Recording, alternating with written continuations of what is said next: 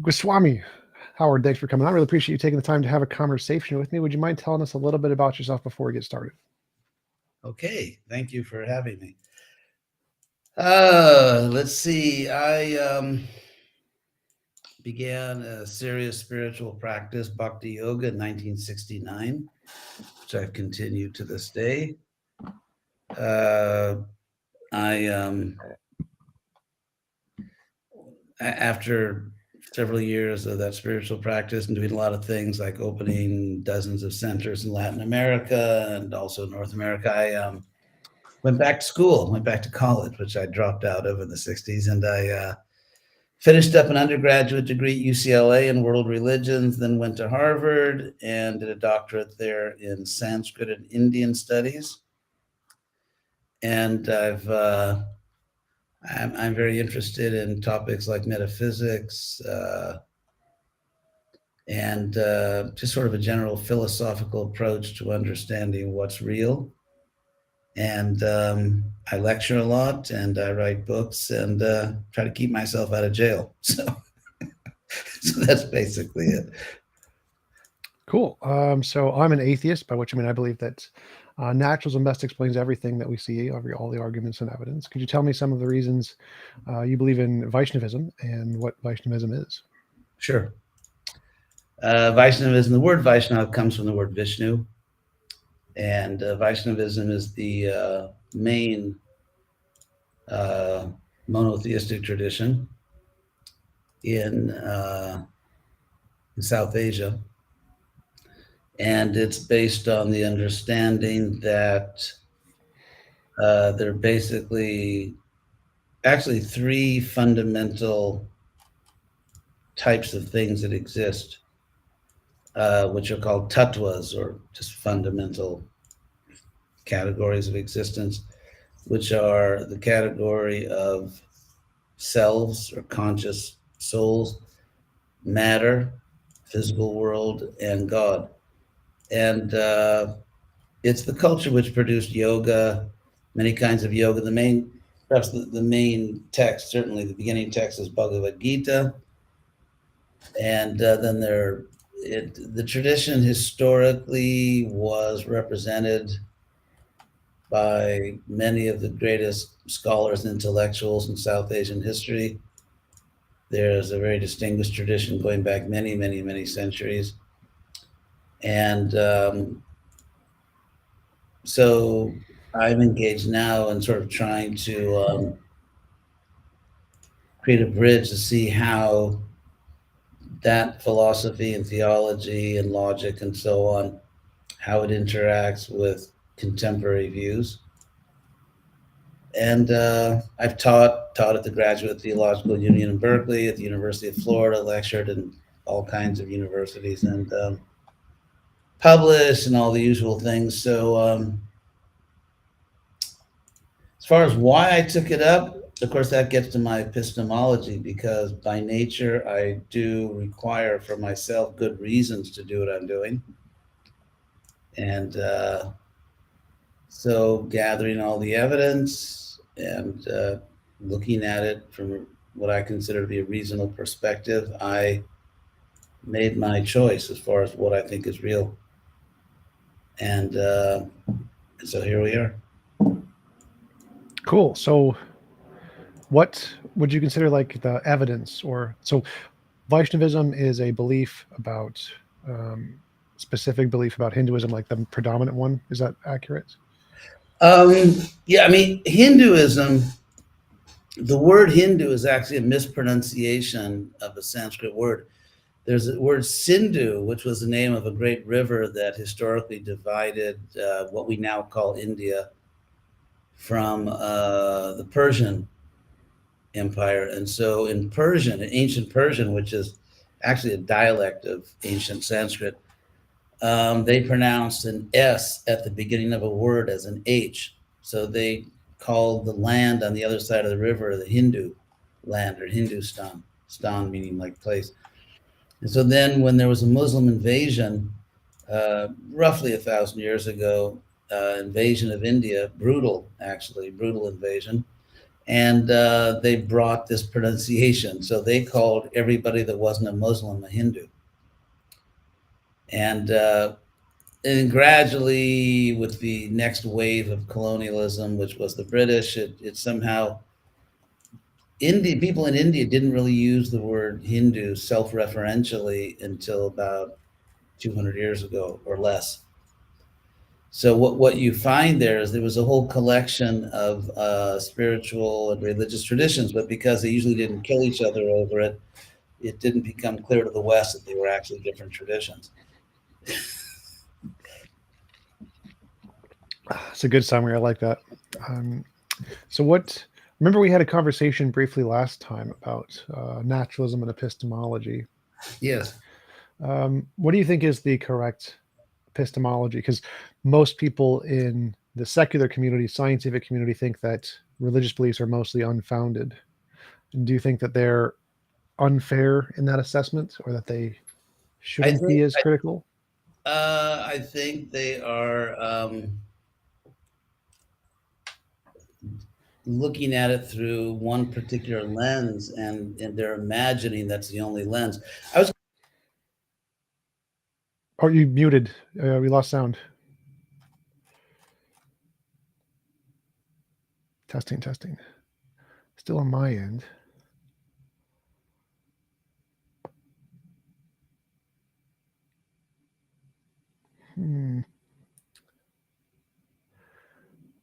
Try refreshing the page, or you can try the settings for the audio. If you had a microphone, it might have gotten unplugged.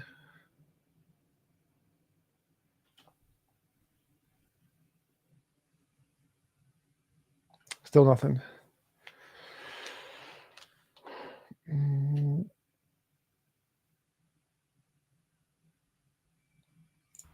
Okay, I found the problem. I just found the mic button and it was muted. Gotcha. So yeah, we can hear you now. You're good. Right. I was going to just read you just a sentence or two that I found this morning from Max Planck, who actually invented quantum theory. He's one of the greatest physicists of all time. And he said, I regard consciousness as fundamental. I regard matter as derivative from consciousness. We cannot get behind consciousness. Everything that we talk about, everything that we regard as existing, postulates consciousness, which you might take as a form of idealism, philosophical idealism. But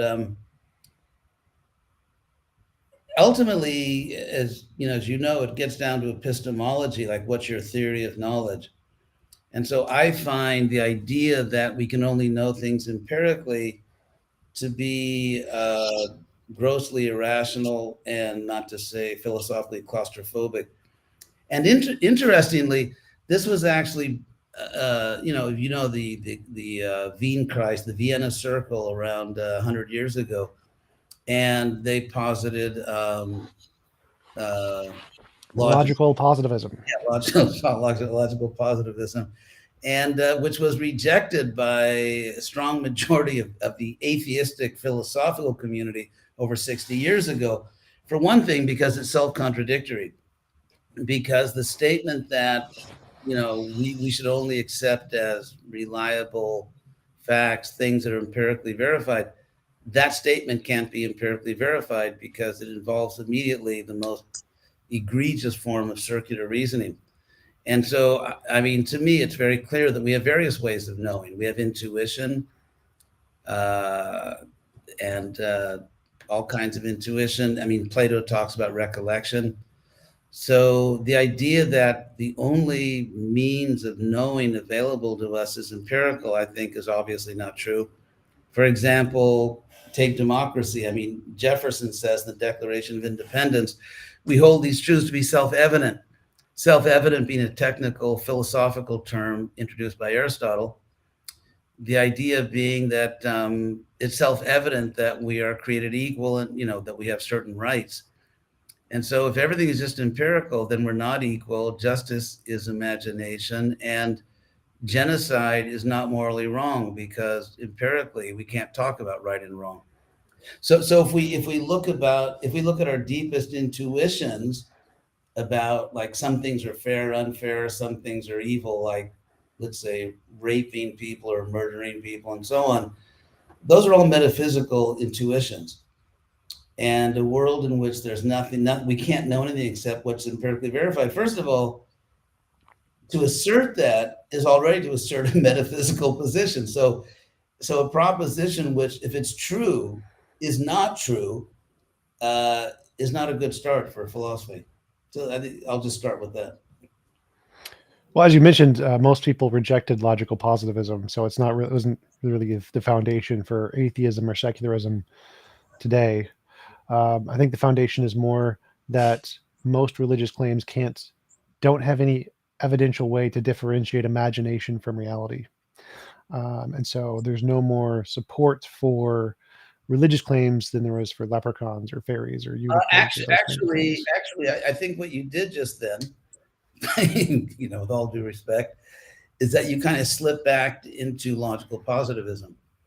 So I think the real issue here is that, let's say, atheists, and everyone has a right to believe or not believe whatever they want, but I think the problem is, on the one hand, acknowledging, yeah, logical positivism is not really philosophically respectable now, but then kind of going through the back door right back into logical positivism. Because if it's not true that we need empirical proof to validate anything, I mean, nothing, or if we say we cannot claim to know anything unless it's empirically valid, which I think is absurd, then then if you say there's no proof, I would say there is proof. I would say that for most people on the planet, there's proof. It just may not be empirical. And I think the problem is that atheists, well, I'll be nice here. I think one thing we should avoid on both sides, I'm really trying to be nice, Oh, is that, don't worry about it. I'm totally fine with being not mean. It's totally gets more views that way. So okay, so, and that is, no one appointed the atheists as the gatekeepers of objectivity. So, for example, they may say there's no proof. I mean, what we do find is that we don't have billions of people today believing in leprechaun. And so I have my experience, and I go back to Descartes. I mean, I think I have the most powerful epistemic foundation for what I accept to be true, because it's my first person, irrefutable, self-evident experience. And I mean, I can't prove empirically there's a real world outside my mind, but I'm going to go ahead and ride that horse, till the end of my life. That, yeah, there is a real world. I'm not going to be a solipsist. And so the idea that somehow atheists are the gatekeepers of objectivity and we have to get permission to affirm that something is true, or that we have to, first, I think empirical proof for God, I think, is on its face absurd, because the whole empirical method is based on the controlled experiment or controlled observation. You have to have, controlled access, even if you're looking through a telescope at a distant galaxy. And therefore, the idea of applying a method based on control to things that are beyond our control, it seems that it's entirely predictable that you will. It's like if I go out with a thermometer, let's say I go outside and I say, this is the only reliable scientific instrument, a thermometer, and I come back and I say, well, I've just proved that nothing exists except temperature. If you, so to rule out everything that might exist in the universe, which is beyond our control, including controlled access, observation, and so on, is to a priori commit yourself to a world in which everything that exists in principle is subject to our control, which to me is it's absurd to make that as an opening assumption in constructing your methodology or your epistemology. I would agree. That's why I don't do that. I don't exclude the possibility of the supernatural, but you would still need some kind of a methodology to differentiate, is any particular claim correspond to reality or is it imaginary? And so Okay. science, I think, does a good job of that. So we can say scientific material things definitely exist because they have a method. But I don't see a reliable method that can differentiate imagination from reality in the context of religious claims. Okay. I would say that that ultimately it's sort of historically adjudicated. It's in the sense that theologians and philosophers can argue until the cows come home and probably won't agree. Just as there are also disputes among scientists. If Thomas Kuhn's book, The Nature of the Structure of Scientific Revolutions, where he demonstrated, and it's pretty much a standard textbook now for a very long time, that what tends to happen is that one generation of scientists literally dies off, another generation comes in, and they have a different way to interpret phenomena. I mean, even for example, if you look in the last 30 years, there's a major intellectual revolution going on, even in the science community, and in terms of rethinking what consciousness might be. There are many scientists who, for example, I was just listening to a lecture this morning by what's that guy's name? Sorry. About he's a neurologist, actually, a neurologist at SUNY Stony Brook, and he was making the point there's all kinds of neurological evidence that consciousness cannot be reduced down to neurology, including that. Well, anyway, I can go through all the points, but so there are many neurologists. By the way, the idea that all neurologists are atheists or something. I happened to give a lecture in Sacramento about a little over a week ago.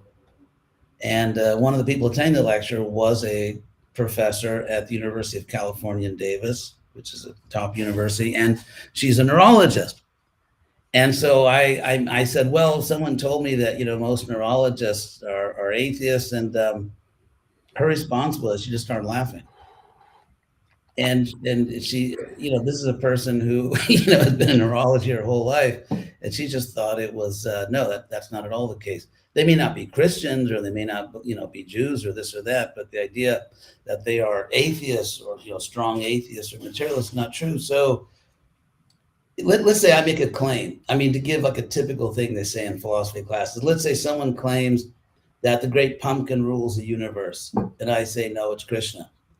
And so you're saying, I mean, there's some merit to what you're saying. That okay, how do we distinguish these things?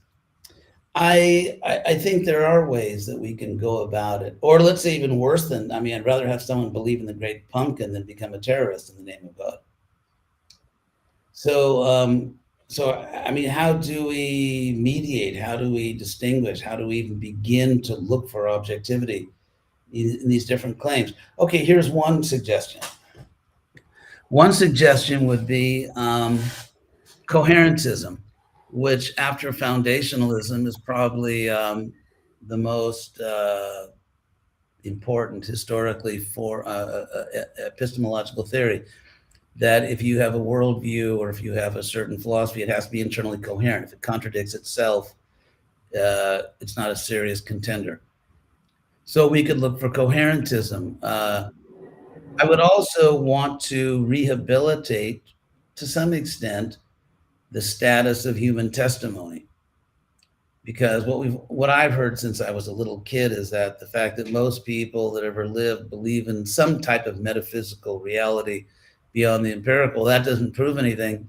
But I want to say, really? It doesn't prove anything. So, because if I become radically skeptical about the value of human testimony, then other things may go out the window, like, let's say, belief in the scientific method, or belief there's a real physical world, and so on and so forth, because there's so many things we accept on human test. Or, for example, how do you empirically prove that that we should be able to go and rape and kill each other? Or we shouldn't be able to do that. How do you empirically prove we shouldn't be able to do that?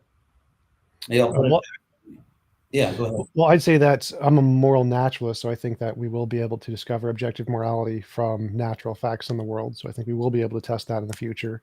But I think that the more important question is because we know testimony fails so often, it seems like a bad idea to put more trust in testimony because we know it doesn't work. We know it fails. We know there's. But it does work.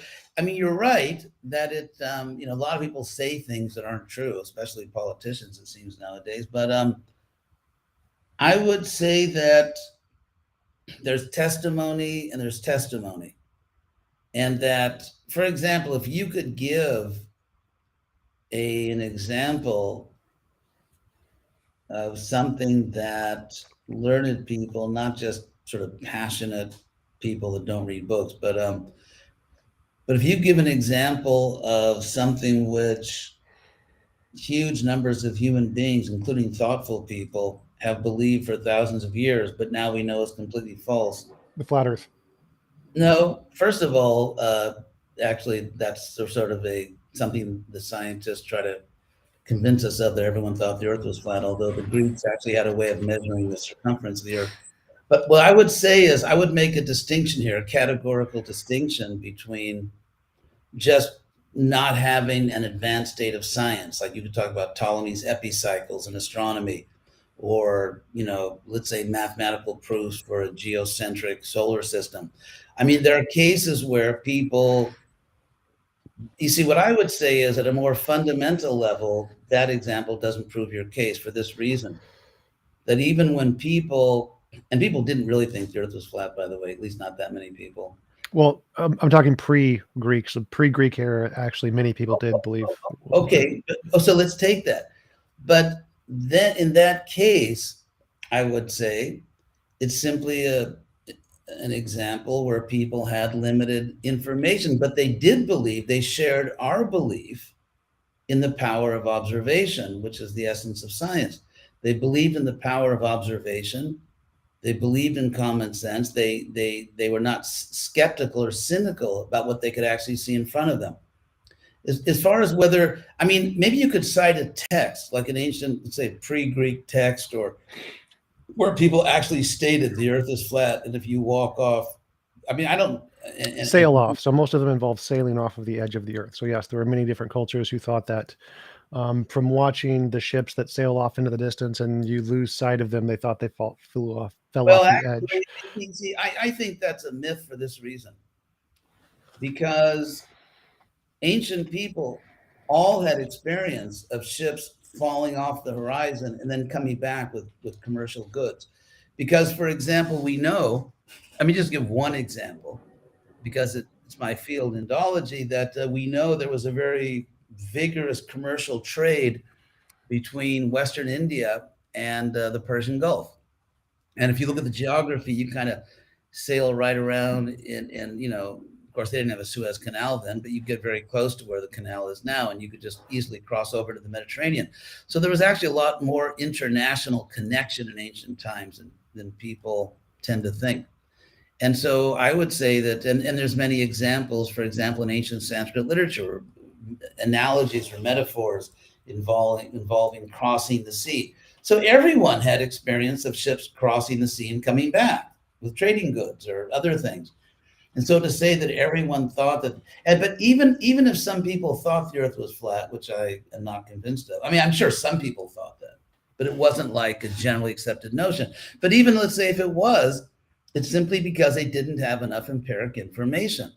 But they believed in the empirical method. They believed that, seeing is believing. They just, if you look at science, if you look at scientific theories from the 1600s, 17, 18, 19, or, for example, we don't know what dark matter is. I just got I get all these endless newsletters and articles from Harvard as an alumni, and I was just reading one the other day. It was about dark matter from their, some of their lead astronomers. They said, we don't know what it is.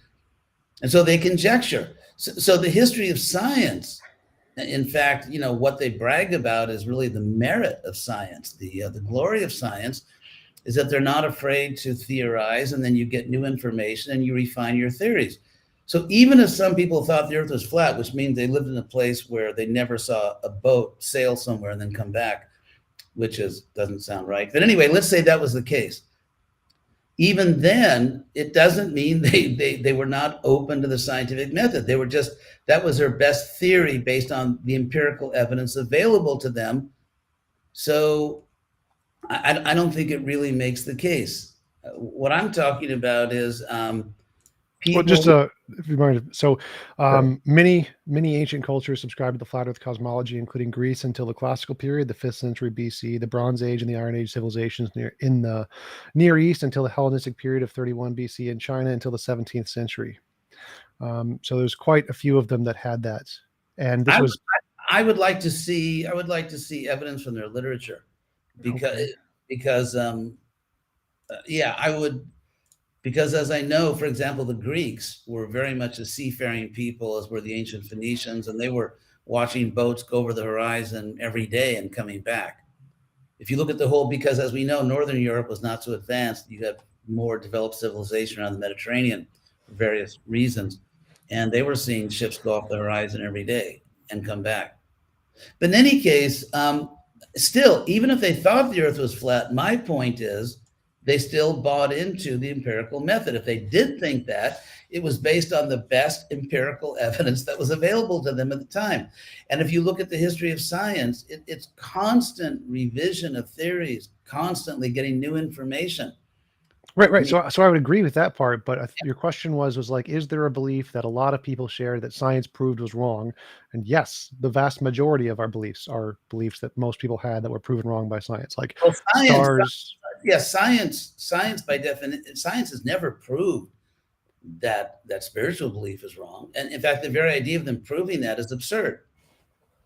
Like they, Right. So yeah, that would be like an unknown, one of the things we haven't shown yet. it's unknown to science. I mean, I'm sure you will agree that in our discussion, we can't give an argument that in the future, I could say that in the future, most scientists will have powerful spiritual experiences and agree with me. So, Right. So my argument, just to clarify, my argument here is that testimony isn't trustworthy because lots of people used to believe lots of things based on their testimony, which was proven wrong by science. And so science is a better form of evidence than testimony, and testimony is unreliable. So we should not trust testimony as a reliable basis to come to accurate beliefs. okay, I have a few points against that. First of all, since the history of science is a history of constantly revising and correcting false views, according to what you just said, we shouldn't believe science either today, because obviously they don't have complete understanding. Especially, I think to be a materialist has become somewhat an ironic position, since more and more we don't know what matter is. And also the old view, which is now increasingly crumbling, that we live in a complete deterministic physical world, is also crumbling, because of all at the quantum level, there's so many things that are not deterministic, at least to the best of our knowledge now. But anyway, the main point I wanted to make is that epistemically, there's a clear distinction, in my view, between, let's say, accepting the validity of a particular methodology, say empiricism, which obviously flat earthers at that time, I think if someone's a flat earther today, I think they're hopeless. But if someone was a flat earther, let's say thousands of years ago, it was just the best interpretation at the time of the empirical data. At the same time, I think let's say someone believed, or thousands of years ago, or some people have believed all through history, that they're having a direct experience of something which is metaphysical, of something which is beyond the physical. And so in that case, we don't have because it's not empirical, it's not physical, it's metaphysical. In fact, we don't have a historical record of realizing that was all wrong. Wait, that part I think I'm going to disagree with. So we have many cases where people have personal testimony of spirits, dead loved ones is a good example, bereavement delusion, something that 60% of people experience. And throughout most of time, people thought they were actually seeing dead loved ones, but really it's just a problem that the brain has by making strong connections between certain emotional experiences and patterns. And because of this, people will see, hear, touch dead loved ones. But we know for a fact that's a bereavement delusion. We know it's fake. We know it's a thing in the brain. Actually, we don't know for the following reason. And this gets into a key philosophical point, I believe. And that is, we all accept there's a brain. We all know that. We all know that. So we're not going to argue about neurology. current neurology. We also know that certain parts of the brain are associated with certain kinds of mental activities. So that, for example, if someone feels pain or if someone, there's, different kinds of basic conscious experiences that we can link to certain specific parts of the brain. Like when someone is, let's say, afraid or feels pain, then certain parts of the brain light up or certain parts of the brain are active. What's interesting is that as you get into higher functions, such as philosophy or math, advanced math, and so on, we don't link these higher order mental activities with specific parts of the brain. And I can send you the link for that by a neurologist at SUNY Stony Brook. And so let's say two different possibilities. Say one possibility is that somehow our brain or nervous system in general produces consciousness as some kind of epiphenomenon. And another possibility is that consciousness is not ultimately physical, although it interacts with matter.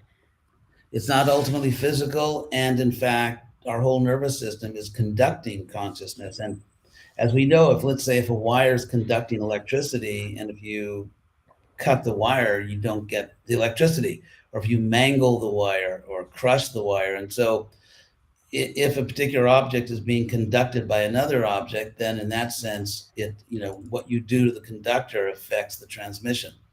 So if it's a fact, so in both cases, what I don't understand, what I'm not aware of is if the brain conducts consciousness or if the brain creates consciousness, how that would be obvious in neurological studies. It seems to me that in both cases, from the neurological point of view, as many neurologists actually say, I can't say majority of them, but there are very respectable neurologists who have, done a lot of research and published a lot of papers and teach at prestigious universities, who feel that there's nothing in neurology which requires us to believe that the brain creates consciousness as opposed to conducting it.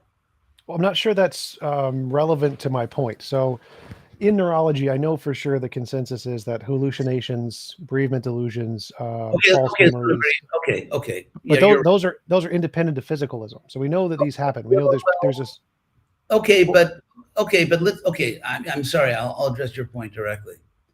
So so first I'll just lay out two simple options. One option is, as you said, it's bereavement delusion. Yep. And the other option is that people are communicating with departed ancestors or relatives or whatever. Sure. So I'm actually curious. This is a sincere question.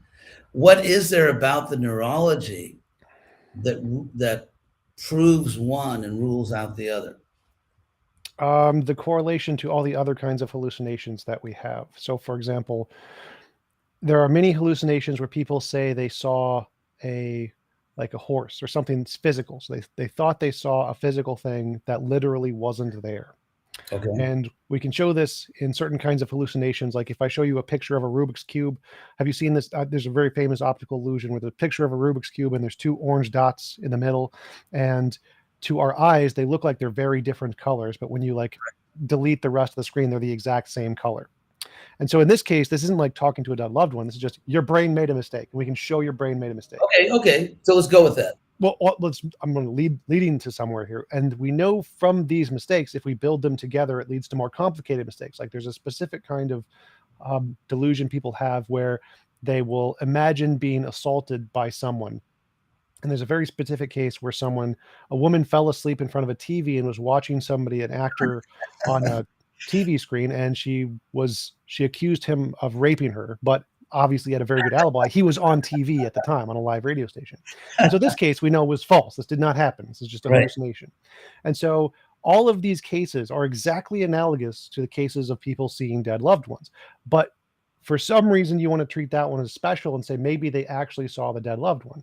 but that's exactly the same as saying, well, maybe he did actually teleport and was in two places at once and actually did assault her. Like, no, that's ridiculous. And so it seems to me that we can make, because of the large body of evidence of how delusions work and what phenomenon they explain, that we can see people seeing dead loved ones is exactly analogous to all these other things that it explains. And to think it's some special category where we should consider that maybe they actually saw a dead loved one would require some more evidence of other things that exist. Okay, Whereas okay, saying it's caused by these other hallucinations, we already have tons of evidence for, so it makes a lot of sense. okay. Interesting point. So let's for now just say go with the idea of bereavement delusion. Let's just go with that for now. However, it seems to me the weak link in your argument is to say that all metaphysical experiences are exactly analogous to bereavement delusion. For example, what about the delusion that somehow or other we all have equal rights, which is empirical meaninglessness? It doesn't, I mean, empirically, it doesn't mean anything because there's no such thing as a right empirically. There's no such empirical object. And so my point is that there are many metaphysical things, like, for example, the fact that it's wrong to rape and murder people, or, genocide is bad. There are all kinds of metaphysical assumptions we make, or, for example, the assumption that there's a real world outside our mind, which we can't empirically prove because that would be circular reasoning. So there's all kinds of and I'm not saying metaphysical assumptions are wrong, but there's all kinds of metaphysical assumptions we make which are not analogous to bereavement delusion. And so my argument obviously would have to be that, and by the way, I do not at all rule out that some people have very delusional quote unquote experiences about God. I think terrorists are extremely delusional when they think that, God wants them to go and, and blow up a school bus or something. I think that's total evil delusion. So I accept that there are delusional states of consciousness. I accept that people may have delusional religious visions or beliefs. However, just like there's pseudoscience. So if we allow there's like real science and pseudoscience, we can't rule out a priori. We can talk about it. We can't rule out the fact that there could be delusional religion. And just to give one simple behavioral test, I think, because as you, I'm sure you know, there's all kinds of evidence that sincere, whether it's delusional or not, sincere religious belief in many ways improves people's lives. And there's like unlimited research on that. So I would say that obviously I would have to begin from a certain assumption, the assumption being that God is good. And of course, that leads to all kinds of other discussions.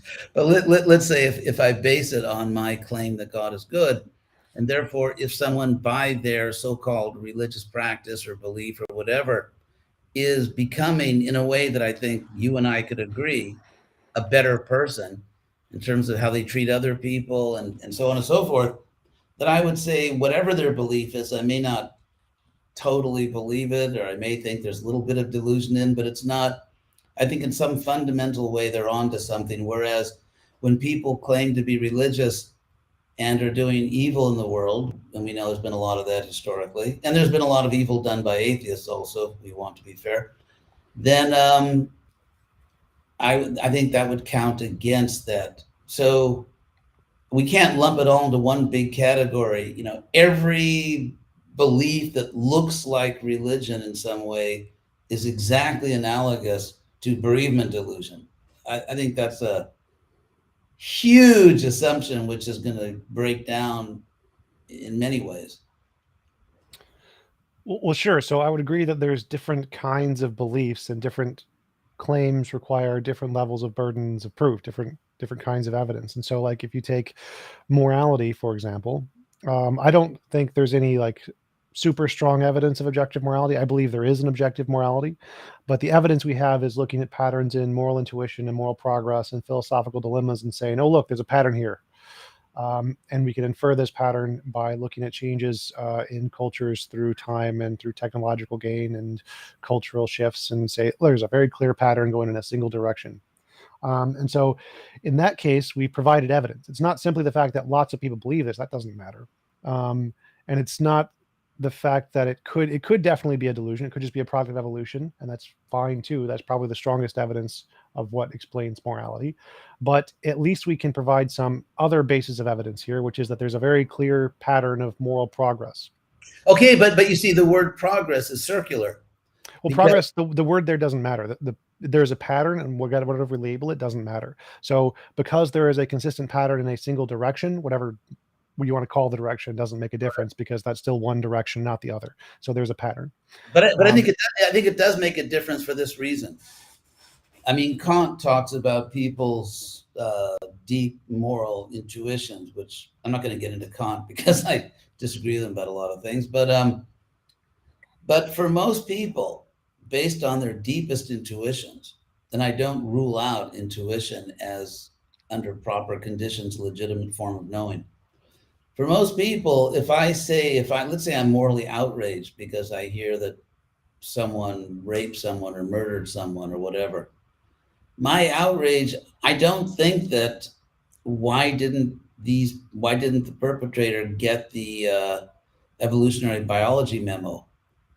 That, in other words, it's not really wrong to rape and murder and genocide. Those things aren't really wrong. But it's almost like Plato says, sometimes you have to tell people a myth in order to get them in good moral order. However, I want to live in a world in which people don't murder and rape and steal, and therefore I'm going to propagate this myth. I'm not only going to say that, and also it's not at all clear to me that blind evolution would bestow reproductive advantage on people who are moral. I think you could make a historical argument. I mean, at least it would be a debate. I'm not saying how it would come out, but it would be a serious debate. You could say that people who just take what they want and they kill all the weaker specimens. It's evolution, survival of the fittest. And if you look at the animal species, they're brutal and violent, and the alpha male kills the other males unless they back off. And we don't see species going extinct because of that. So it's not at all clear to me how a moral system where the alpha male doesn't just kill anyone that challenges his authority, and the alpha male reproduces with all the females, and the other males, it's their tough love. It's not clear to me that kind of brutality and is definitely crippled other species in terms of their ability to reproduce and survive. So the argument that blind evolution would choose what we might agree on as a good moral system, where people respect each other's rights and people, nice people. It's not at all clear to me that would bestow a moral advantage. In fact, I could say in history, there are many cases in history where, let's say, countries lost to other countries or kingdoms or whatever because they had moral considerations that the enemy didn't have. And so I don't think you can mobilize evolution here as an explanation of morality. And even if you could, which I think on historical grounds wouldn't work, but even if you did do that, I think it's not what everybody means. And so then what you have to say is that basically almost everybody in the world is completely deluded, because almost everybody in the world thinks that some things are really right and some things are really wrong, but they're all an illusion. And it's really just blind, evolution-based neurology, which I think is a terrible explanation, since a lot of our moral instincts are some of our most powerful intuitions, things that we know are true as much as we know anything is true. So a few things there. One is that evolution does explain that. They've done a number of tests where they've shown that social species that cooperate to a higher degree survive to a higher degree, and more selfish species don't survive to the same degree. And so evolution would select for more altruistic kinds of behaviors. They've demonstrated that. Can I respond to that one? Well, my point, I'm a moral realist, so I don't think it's evolution. So I would agree with you in that context. So that part is pretty unambiguous in biology. They've explained that fully. But I think that there is an objective morality, and it's not based on evolution. But the difference I'm trying to illustrate here is that for evolution, we have like evidence, moral progress. We have patterns that we can look at that show us, give us reason to believe this thing exists. That isn't just the intuition. We're not Uh, just looking at people's intuition. okay, a couple of points here. Number one, um, I always observe what I consider to be pretty comical attempts by some of these materialistic scientists to sort of say that, yeah, you can be an atheist and you can be a physicalist and all that. You're not going to lose anything you really care about, like morality. And I think their theories are absurd, because if you say that, let's say that is true, as you said, that in order for I don't know, group of animals of whatever species to flourish in terms of surviving and all that, there has to be a certain degree of cooperation, and if that degree of cooperation is lacking, then they won't do as well. However, the degree of cooperation needed for survival and even flourishing is still way below the morality bar of what we would consider to be a civilized society. Because, for example, lions, the male lion, sometimes kills its own children. And yet lions aren't going extinct because of that. So at the same time, lions do cooperate. So the fact that there's a minimum level of cooperation needed to survive or flourish doesn't mean that minimum level is anything we could recognize as a moral society. That's one point. Another point is that I think I forgot it. So you're lucky I forgot my other point. Well, the first thing is that social species usually succeed more if they have a higher level of influence over the environment. So if we're in technological societies, having more cooperation has a higher level of success rate than selfish ones. So if we replaced humans with lions, human society would collapse because they don't have the correct level of cooperation to sustain that amount of integration.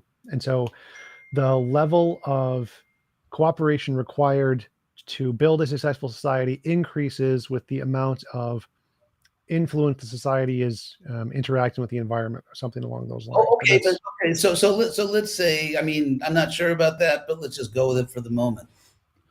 I would still say that you could have. I think the real question to ask would be, what is the minimum level of cooperation needed, and would it look like a moral society? For example, Hollywood puts out so many dystopian movies. I mean, movies about a dystopian future. And often they're very technological, they're very technologically advanced. And so, in fact, there's a great debate going on right now between two parts of the world. I mean, clearly on the side of Russia, China, and Iran, they're saying that tyranny is more efficient. And and the West has another view. So what I'm saying is, I think you'll never be able to prove that everything that we consider to be essential morality is necessary in order for a group of people, even let's say advanced mammals who have machines and everything, to survive, and perhaps even to flourish. It's I don't think, I mean, I'm absolutely sure that no one could show that. You don't have to be like everyone's nice, respect each other's rights. What if, for example, you have a particular society where, let's say, the people who are most intelligent, most powerful, enslaved the lower classes? I mean, the Roman Empire lasted for many, many, many centuries, and they had certain practices which we would find to be horrible, like, for example, paterfamilias. The fact that I mean, you talk about patriarchy, it kind of makes me laugh when people talk about patriarchy. You want to see patriarchy where the father of the family has power of life and death over the other members of the family and his slaves. And yet Rome went on for quite a long time. It eventually collapsed, as we know. It didn't go on. But then again, what society continued to be moral, forever? Because right. So I agree with you that you don't need morality to have a thriving society. That's not not the part of the argument. But I wanted to go back to my main point here, which was that even in the case of morality, which I agree with you is a real thing, you need something more than intuition to justify belief that it's real. And in the case of religion, I don't see that more than intuition. I see the intuition, which is the same as morality, and it's the same for leprechauns and bereavement delusions. They all have the intuition factor, but the intuition factor isn't reliable. It's not enough because we know it makes mistakes a lot, most of the Uh, time. I think it's very significant. There's never been a sustainable metaphysical system, religion, based on belief in leprechauns. So I know you bring that up a lot, but I think the fact is that even take Christianity. Even take Christianity with what I feel that I don't mean to disrespect, but I think there are several points in their basic theology which I find extremely irrational. And so, I would agree. yeah. So what we find is that Christianity, they definitely grew in the Roman Empire, even pre-Constantine, but that there's never, I'm not aware of a case where they just became dominant simply by everyone making free choices without coercion. In fact, what we find in the West since the Renaissance and the revival of pagan culture and all that, that Christianity has been steadily losing ground, which I think so. Leprechauns, I'm not sure that I don't see any historical evidence. I don't see any historical evidence, and having studied history a lot, that someone could just believe in some quirky thing like leprechauns, and you can get large numbers of people over a long period of time to base their lives on that. So when I look at, in fact, I would say that one of the a typical specious argument is, oh, there's so many religions, they all claim they're the only way, and they all contradict each other, which is completely false on two grounds. Number one, they don't all contradict each other on major points. Number two, they don't all think they're the only way. And so you kind of take the worst, it's a straw man argument because you take the worst kind of religion, which is fanatical, theologically challenged religion. If you look at the Interpretatio Greco or the Interpretatio Romano, which was basically they were strongly held beliefs for most of the people in Greco-Roman civilization that there's one divine power, whatever you call it, however you conceive it theologically, and that people in different cultures call it by different names. You could, and so in fact, Tacitus, one of the great Roman historians who was just after Jesus and still considered to be a great historian, even by modern standards, and he's very much afraid of what will happen if fanatical Middle Eastern religions take root in the Roman Empire. He says that, they're going to ruin everything. I'm not And sure. So my argument here was that any beliefs yeah, of any kind, which are all going to be based on some kind of intuition that you had some experience, right. isn't enough. So having the intuition isn't enough. You need something more. So in the case of morality, we have something more. We have evidence of moral progress. I don't see the more in the case of religion, and it seems like you're arguing that. That's What? circular. What? What? Good. Well, That's I don't. What, I said I don't think I don't see the more in the case of religion. And it seems like you're saying that the more is the fact that it built a successful society of some kind, and I don't no, think that's evidence that it's true. not just that. Okay, let me try to clarify because I can understand how maybe it's not so clear. Basically, I was arguing against the idea that anyone can make up or even believe any absurd thing and it will have the same traction and historical mileage as what we actually find to be pretty much universal ideas, basic universal ideas about the nature of a metaphysical reality, and not imposed violently, as in the case of Christianity or Islam in many cases. Actually, I had this debate. I was speaking to some gentlemen representing Islam, and they were giving as an argument in favor of Islam being the religion that there's amazing uniformity of thought, which I said, well, that has nothing to do with the violence, right? But anyway, so my point is rather this. I would make an argument, and I'll try to be more clear about this. I think what I'm doing is I'm making an argument that, in fact, human beings, very large numbers of them, do have certain very deep and almost something approaching universal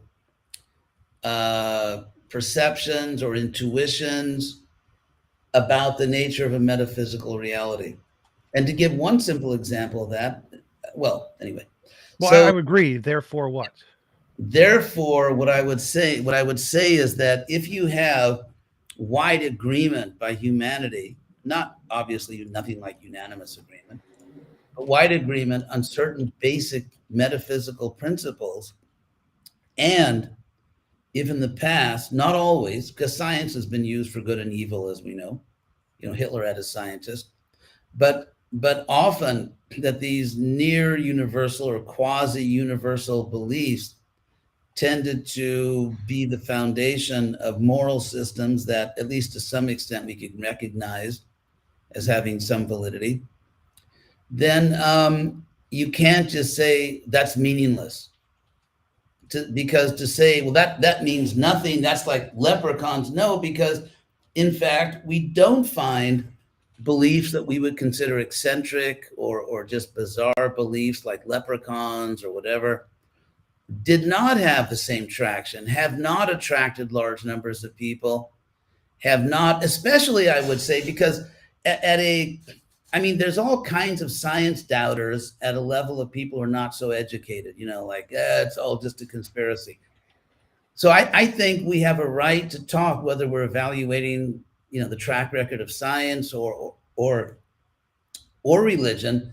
Well, one second. There's two things there. One is that when I look at most religious beliefs, they seem equally as ridiculous as leprechauns. I mean, there's a cosmic zombie Jew who rose from the dead and sacrificed himself to himself because he forgot to put a fence around a tree, and a talking snake convinced a rib woman to eat the magical apple from the tree.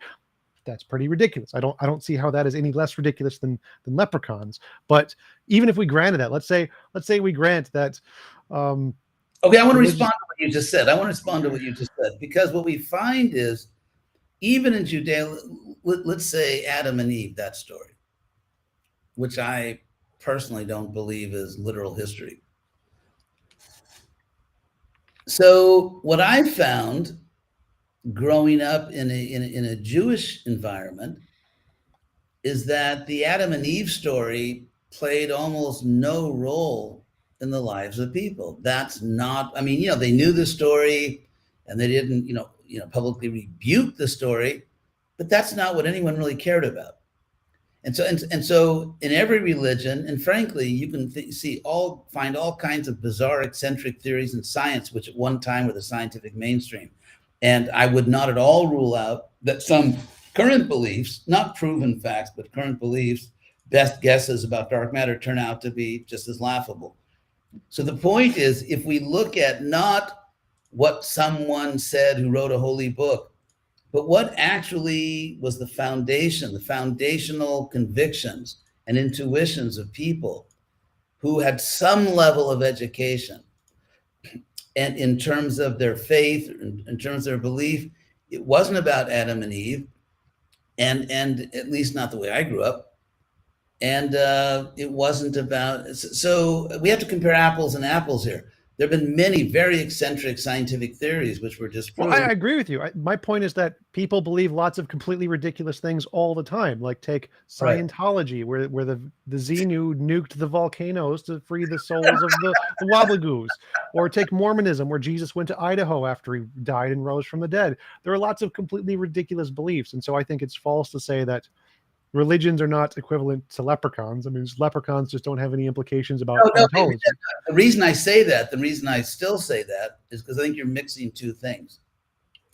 And that is, on the one hand, there are basic intuitions. I think very few people besides Joseph Smith had a basic intuition that Jesus went to Idaho. What I think happens, based on my own experience with religious movements and religious life, is that you have basic truths about, basic theological or metaphysical truths. And when people discover those within a particular tradition, whatever the tradition is, because the experience can be so powerful, it's kind of like it's a package deal. Like, okay, you had this powerful experience with God with us, so It's like I compared, if you go to the store and you just say you want to buy one apple, but that store is only selling bags of 5 apples. If you want one apple, you buy 5 apples. And so those things about Jesus in Idaho, I would say, maybe some people, but so I'm talking about the fundamental core, and then there's a superstructure where, okay, once you are convinced you had an experience of God or a soul, now here's all the theology that goes with it. Whereas Well, I think the fundamental core consists of tens of thousands of fallacies and biases and delusions and illusions. So one of the most common ones is that after you watch a scary movie, you feel like you're afraid of the dark because you think there might be a monster there. This is a fundamental intuition that pretty much all human beings have when they're afraid. They're afraid of the dark. And this is not a rational thing. it is, it's totally rational. It's totally rational. Well, no, there's no monsters in the dark. Like there can be. No. What I'm saying is, okay, when I was a little kid, I believed in the tooth fairy. I became, tooth fairy agnostic pretty early in life. But the fact is that most people do not believe there are monsters in the dark. However, just in terms of just a purely empirical, physicalist point of view, the dark is dangerous because if you can't see, you don't know what's there. And I know, for example, let's say I'm in my house and the doors are locked and the lights suddenly go out at night, and I'm trying to find a candle or something. So I'm not so afraid. Let's say I'm walking on a highway or driving my car and I suddenly can't see for whatever reason. Let's say all the street lights go out and I'm driving at high speed. It is dangerous. The dark is dangerous. And therefore, I think very few people actually believe in there's monsters in the dark, but they do believe rationally that to suddenly be in a situation where you need vision just to be safe and suddenly you can't see, that is dangerous. It's a rational fear. Well, the reason I bring this up is because prior to scientific progress, many cultures actually thought there were demons that literally lurked in the darkness. And if the lights went out, the demons could get you. And this is a very common religious belief throughout history. And it was an intuition that was wrong. Okay.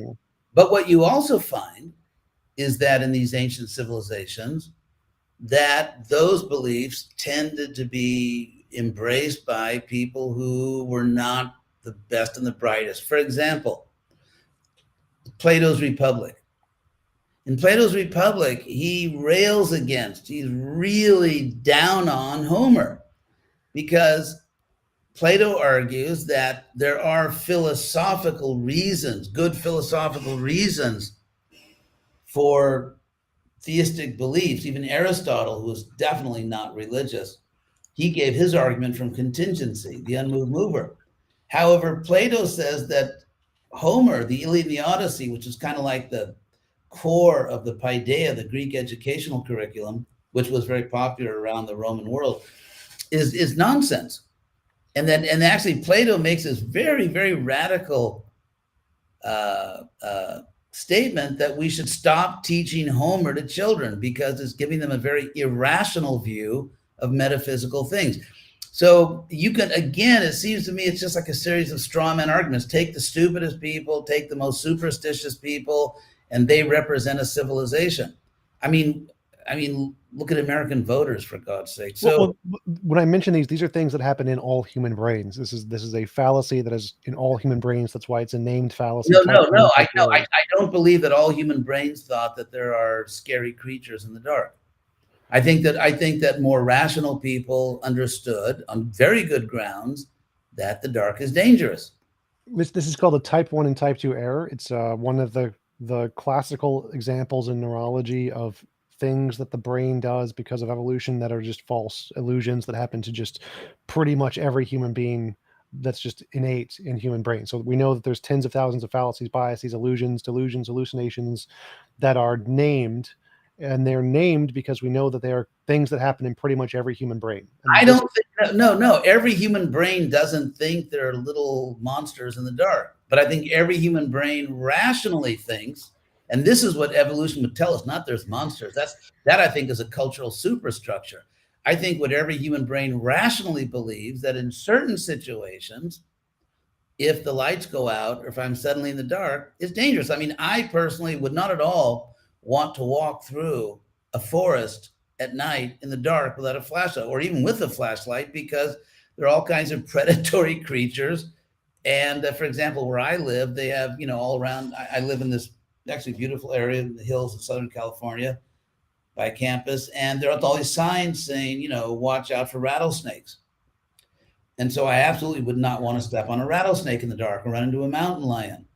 So I don't think we're wired to think there are these evil creatures in the dark.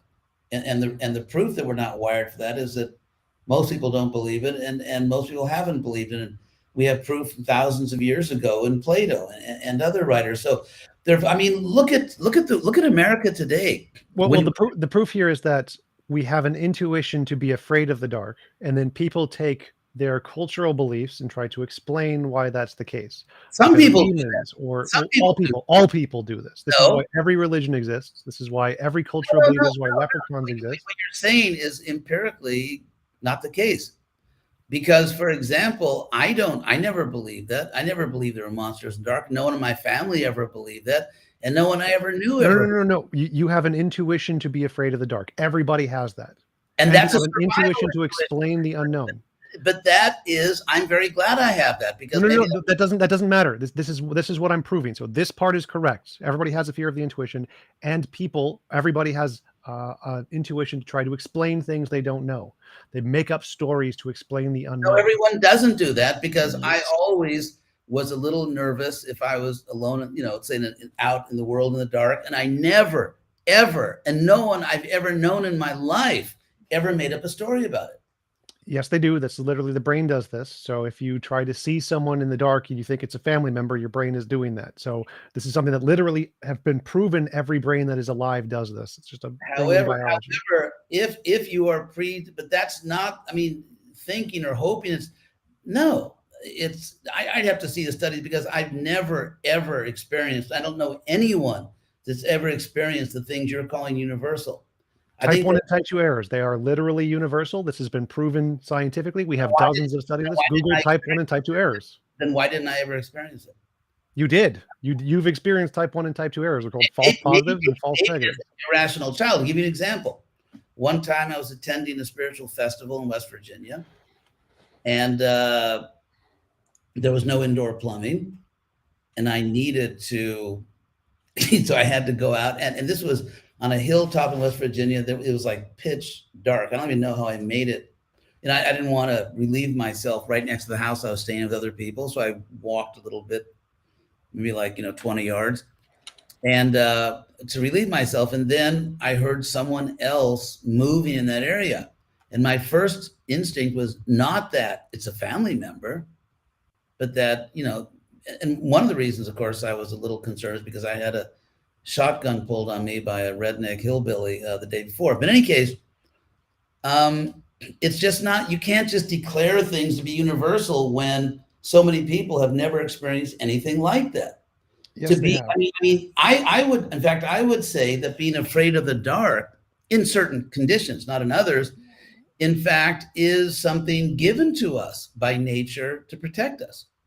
And being afraid of the dark is a single example of which there are millions examples of things. However, I never met anyone in my life. I never met anyone in my life that made up a story about some kind of monsters in the dark. I've never, this is when you just told me this. You're religious. You literally have. No, I haven't. No, but you're begging the question so egregiously. Because this doesn't matter to the argument. Being afraid of things in the dark. Being afraid of things in the dark is one example. It doesn't matter if anyone in your life has experienced being afraid in the dark is rational. It doesn't matter. That's not the point I'm making. That is irrelevant to the point I'm making.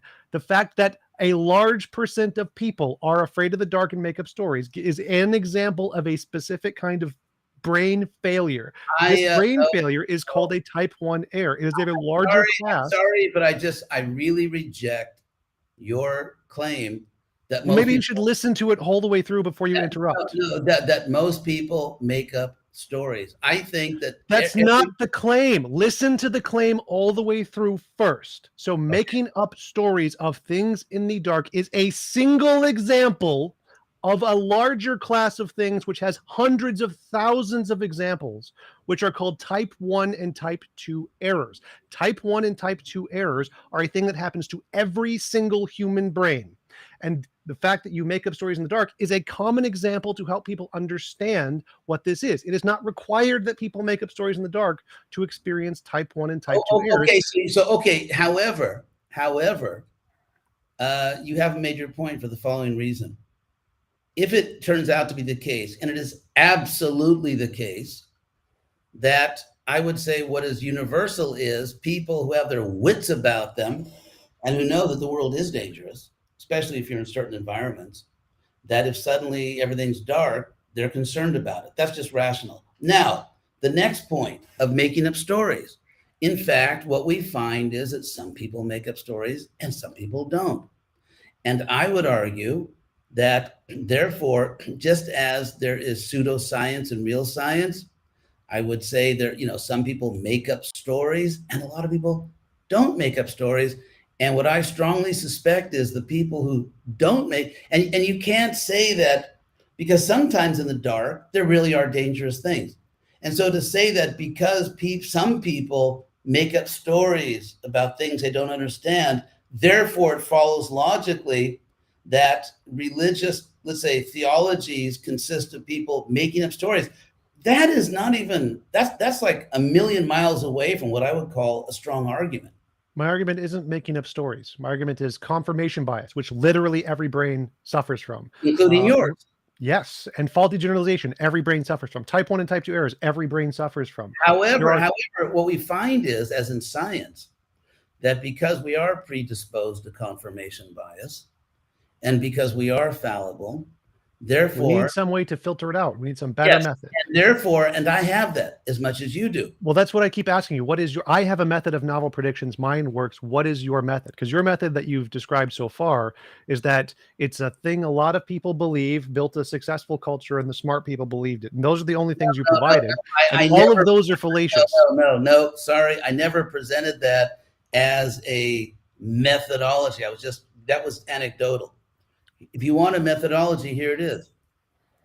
I would say that ultimately, everyone, including you, including me, tends to make judgments based on deep intuitions. And so in my case, I joined a spiritual movement. I was taught a lot of things. Some of them I believed are true. I still believe, and some of them I questioned. I didn't just I wasn't just like a theological omnivore. I questioned, I doubted. In fact, in one of our main texts, the text I translated, actually, at least part of it, an ancient Sanskrit text, it says that the first symptom of intelligence is doubt. The first symptom of intelligence is doubt. For example, I was skeptical about materialism. I was also skeptical about fanatical religion. To me, they were two extremes, neither of which I accepted. And so I have made my way, in my view, rationally. I read things in books, or people tell me things, or I listen to preachers, and some of it I take as correct. And if something doesn't make sense to me, I keep working on it. I keep thinking. I don't accept things blindly. Everything that I accept. What's the method?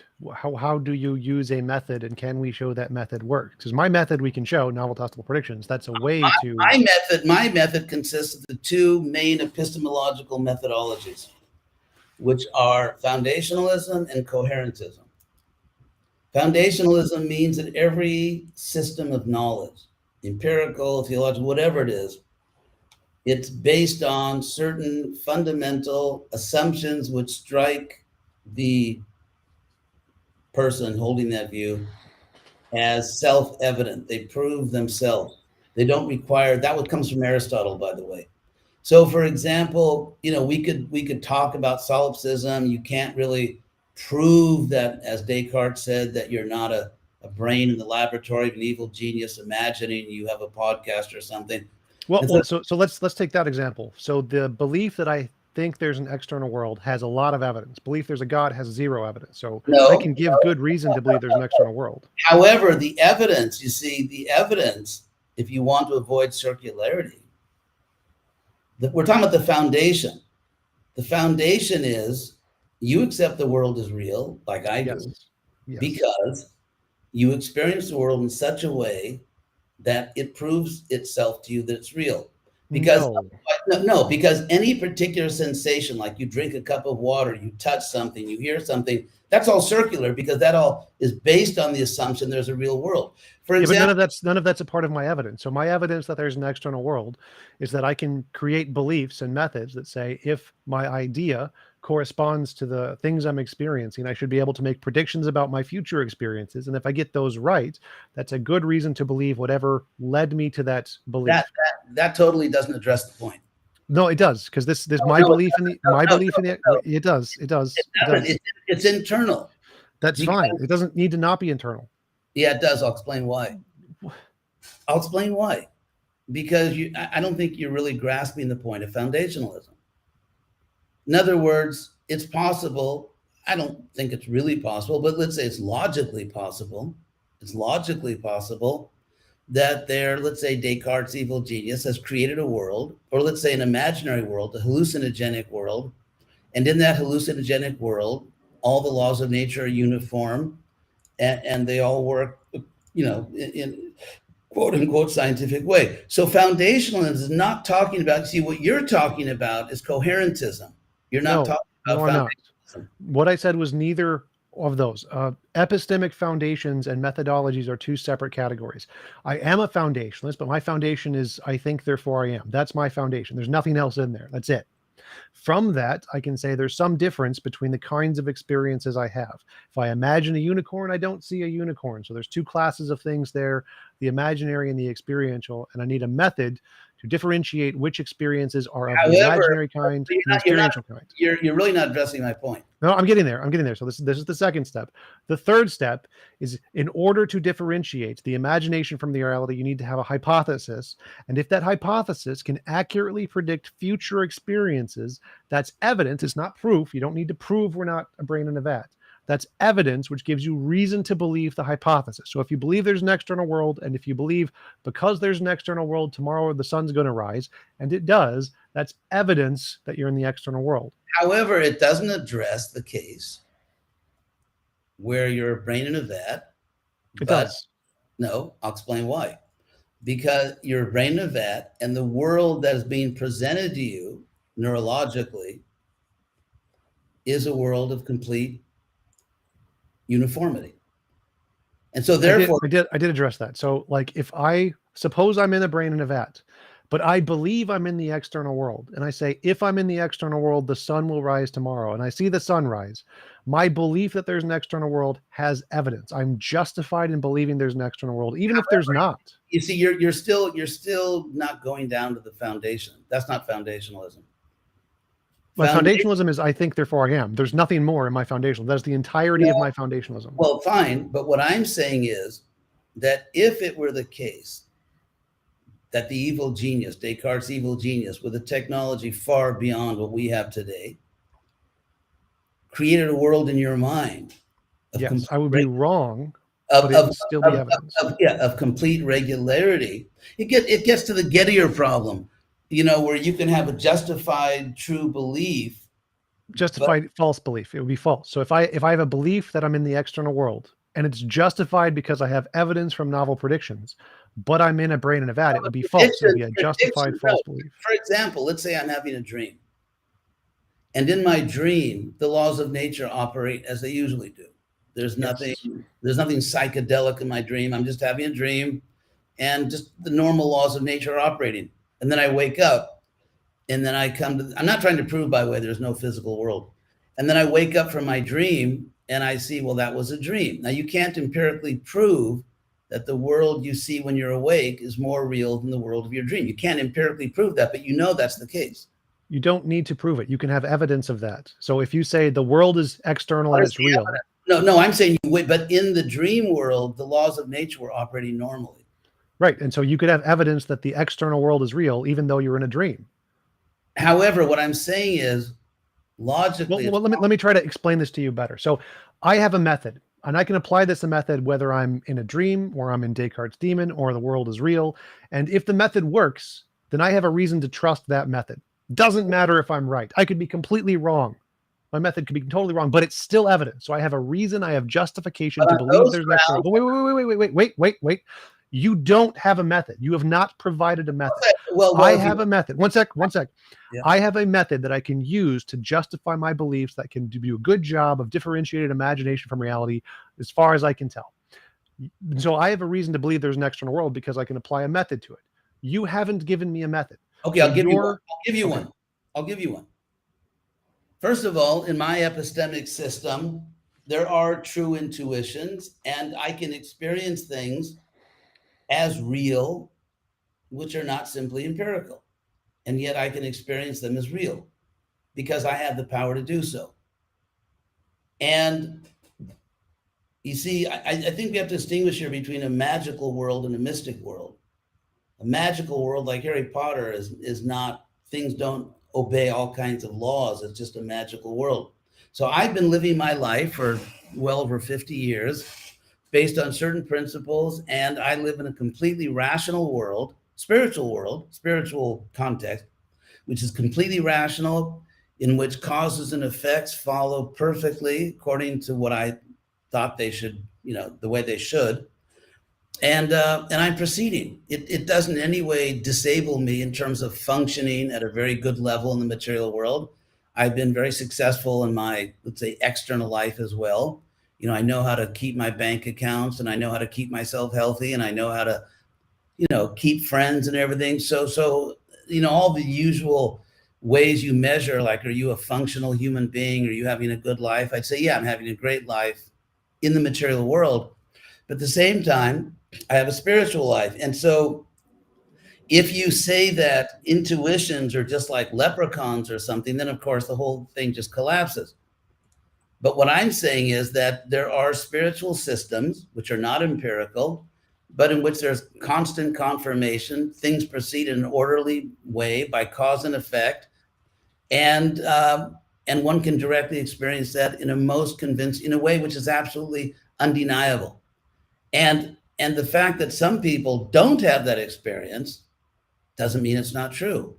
It means they just don't have that experience. There's no law, there's no objective law that atheists can simply declare that unless I experience it, it's not true. I mean, it's not true for you. I totally understand it's not true for you, but that doesn't mean it's not true. It's just not something that you've experienced, and therefore it's not something which you are justified in believing.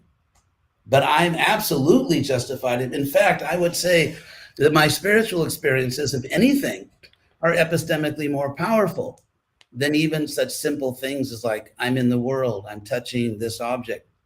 I mean, I've had spiritual experiences which, by Aristotle's standard, are absolutely self-evident to me. And just hypothetically, this is hypothetical. If it were the case that there's a God, and if it were the case that God is inclined to make himself, herself, themself, whatever, not going to do the pronouns. If that God were inclined to make itself, whatever, known, and obviously has the power, but God to make himself known under certain appropriate circumstances, and some people actually do get that knowledge, and they know it as much or more than they know anything else, then they're epistemically justified. And that epistemic justification does not require that people who don't have the experience consent or agree to it. Right, but I don't care about the people who don't have the experience. For it to be justified for you, you need to have a method that I do have a method. Wait. It's called Bhakti Yoga. I do have a method. One sec. So that hasn't been proven to be faulty. So if your method is intuition, and we know intuition fails, your method fails. No, we know that empiricism fails, but some empiricism is correct.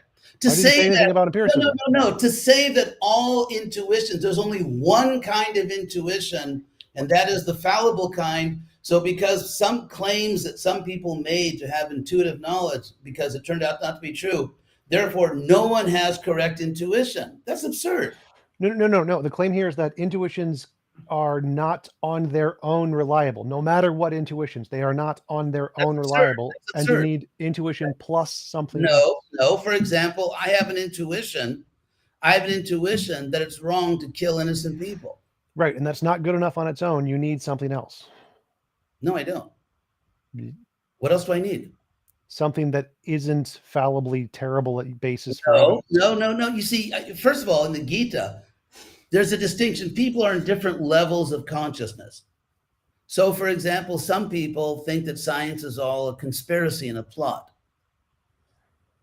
And so the fact that some people feel a certain way about, that's their intuition, that science is evil, the devil made science. So, but that's an intuition. So the fact that there are different levels, everyone's not equal. People are in different levels of consciousness.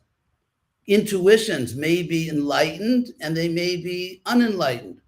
So you can't say. What method do you have to differentiate enlightened versus unenlightened intuitions? Because as far as I can tell, all intuitions on their own give us no way to differentiate which intuitions are right or wrong, because that would be begging the question, as you mentioned. No. So in order to establish which intuitions are good ones and which are bad, you need some kind of a reliable method, based on intuitions. The method is parallel to the method of distinguishing good empiricism from bad empiricism. Because as we know, in the name of empiricism, all kinds of nonsense has been propagated. I'm not an empiricist, so I don't know why you keep bringing that up. My method is novel testable prediction. So I can say whatever your beliefs are, if you can accurately predict the future and get it right, that justifies those beliefs. Okay, I'll do it that way then. I withdraw my empiricist remark. When I began the process that I'm involved in, there was literature, philosophy that said that if you engage in this practice, these things will happen. And in fact, they did happen precisely. And they were all extremely beneficial, very enlightening, and I think in every possible way made me a better person once I got past my initial, sort of fanatical conversion experience phase. So that's prediction. That's great. But were they novel? Were they novel? In what sense? New things, like if I predict the sun. Oh, absolutely. Like there were things that, in fact, it's not that I became attached to a certain theory or dogma or theology, and then I, did something to believe it. No, because I would say that, let's say if you're born in a certain tradition, perhaps, and then you're predisposed to believe certain things are true, and then you have experiences and you tend to interpret them through that lens. Of my experience is completely different. I'd never heard of this before. To me, this was something completely new, had nothing to do with my upbringing, had nothing to do with my college education. Well, I don't mean new for you. I mean new in reality. So like if somebody predicts the sun is going to, or what was it? There was Columbus went to the Native Americans and he says, in 3 weeks, the moon will block the sun. Now, Columbus already knew about lunar cycle. So he knew it was going to happen. The Native Americans didn't. And so the fact that he was able to predict it was new for them, but it wasn't new. It was already known by people in the world. And so for you to have evidence of your hypothesis, what you need is a prediction about something in the world that we don't know yet. Nobody knows yet, and be able to get it right. No, I don't. It's actually the opposite. It's just like in a science class, they say, okay, this little experiment's been done 1 million times. Now you do it. And by doing it, you see that there are certain relevant laws of nature which are valid because this experiment worked. What I adopted in my life was a tradition coming down from thousands of years, in which many hundreds of millions of people had adopted a particular methodology and achieved very powerful spiritual results.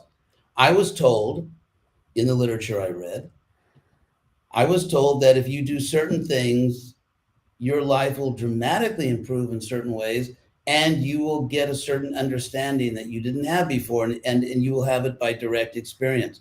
You will experience it in a way which is undeniable, which is self-evident. And that's exactly what happened.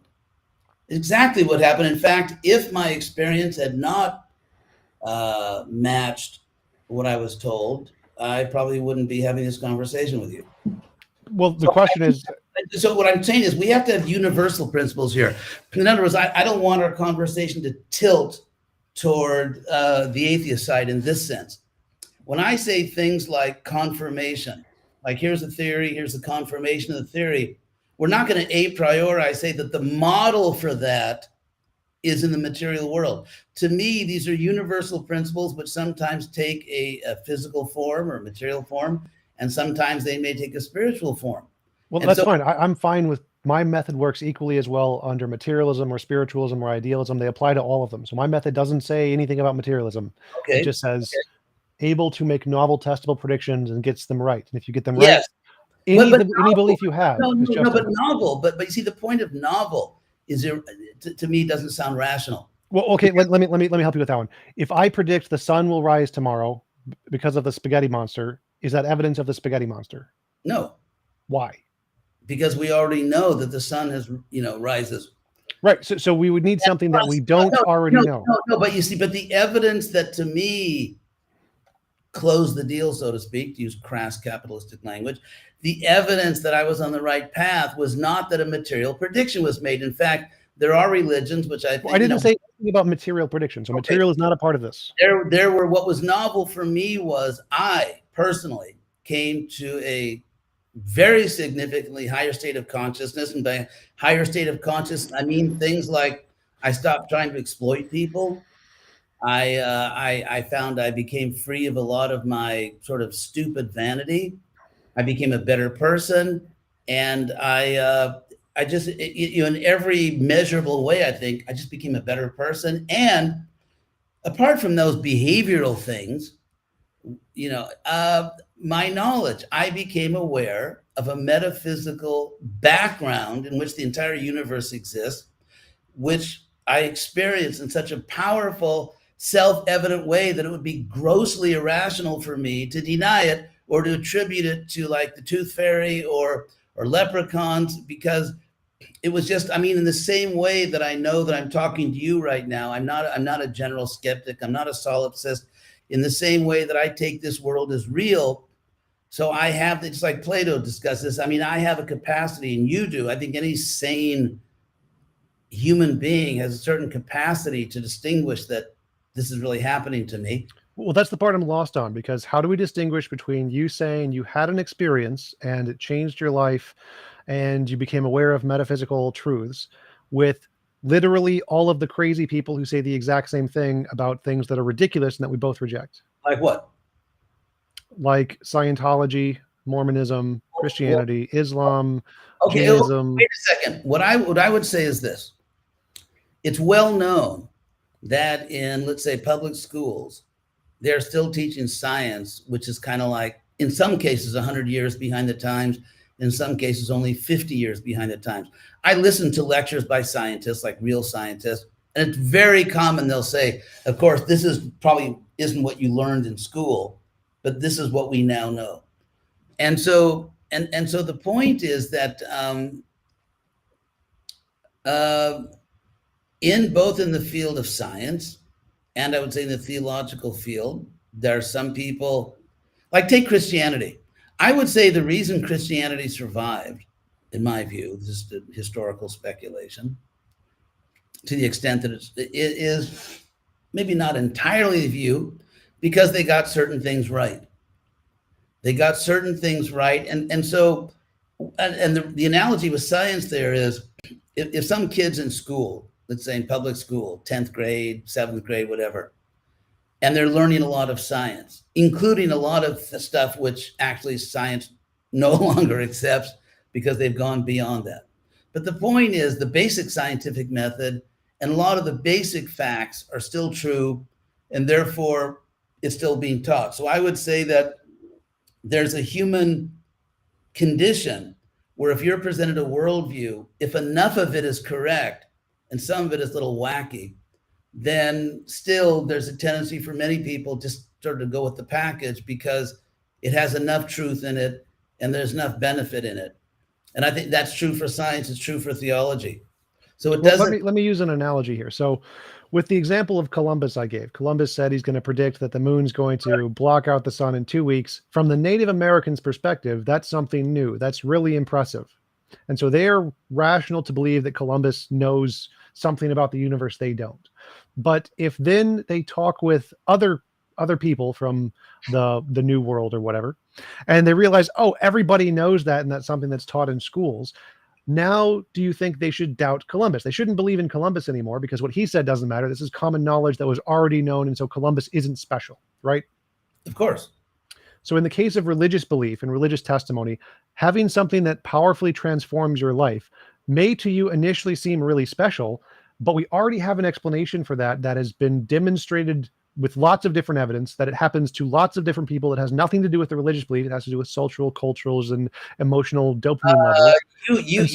You've given an extremely exaggerated view. It hasn't been proved.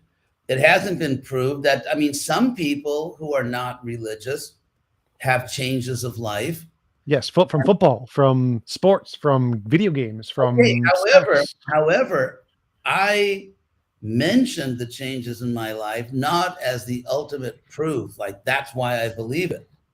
Even if my life did change, if I had not personally experienced in a very powerful way the truth of certain theological claims, I would not have stayed around and practiced this just because, okay, it took me off, I'd given up some of my bad habits, I become a nicer person. That wouldn't have kept me around. I just would have said, thanks a lot. You guys helped me. I'm glad I was able to do some service, like to reciprocate. I served your mission for a while. I'm moving on now. Because my main motive was knowledge. My main motive wasn't to clean up my life because I wasn't evil. I wasn't a drug addict. I wasn't a rapist. I mean, I wasn't like an evil person. I had some bad habits, but I wasn't looking for that. I mean, that's actually not what I was looking for. I was looking for knowledge, and specifically, I was not looking for a theory. I was not looking for just a theology. I wanted to experience it because those are the days, of experience, and people are. Well, so I understand what you're saying, but the direct experience of the theological truths is the hypothesis. That's the first thing. And we want to know, is this hypothesis real or imaginary? And so in order to know if it's real or imaginary, you just have the intuition it's true. And then we need something more. We need a methodology to say, is this real or imaginary? And the methodology that you provided was it changed your life or something. No, we don't. You see, because you're rejecting Aristotle's point of self-evident knowledge. Some things do not require an extraneous, an extrinsic system of proof. That's the whole point that's what the philosophical term self-evident means. As in the Declaration of Independence, we hold these truths to be self-evident. And so what you're doing is rejecting the notion that some experiences are self-evident. And I'm saying, I accept the notion that some experiences are self-evident. In fact, I think that's what I've read different accounts of foundationalism. And I think foundationalism just means you have a starting point, and that starting point could be anything. I know, but I am a critic. I think that in the last, I don't know, a few centuries or whatever it is, I think that Western philosophers, not all of them, but a lot of them have trivialized the real notion of foundationalism.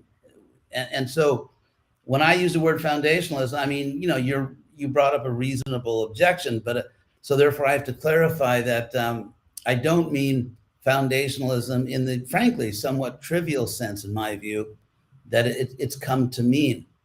And so I'm using it in a much more robust sense, that there are some experiences which are so powerful that they are self-evident to that observer. Right. And so my objection to that was that we have defeaters. We've proven that wrong because of the tens of thousands of fallacies, biases, illusions. You don't have defeaters. You see, what you're doing is what you're constantly doing is taking what I'm saying, putting it in this huge category, and pointing out that in that category, some of these views have been defeated. Therefore, everything in the category has been defeated without any serious attention to relevant differences, which can be historical, which can be psychological, which can be existential. So you're just making these big, broad categories. Everything gets thrown into that box. And since some items in the box have been defeated, the whole box, everything in the box is invalid. And I'm saying that, no, those are very gross generalizations. And well, the relevant differences you seemed to have brought up were, one was that it's a powerful experience, which we know those can be wrong. They're wrong all the time. That it has a powerful impact on people and builds a strong culture. We know those are wrong all the time.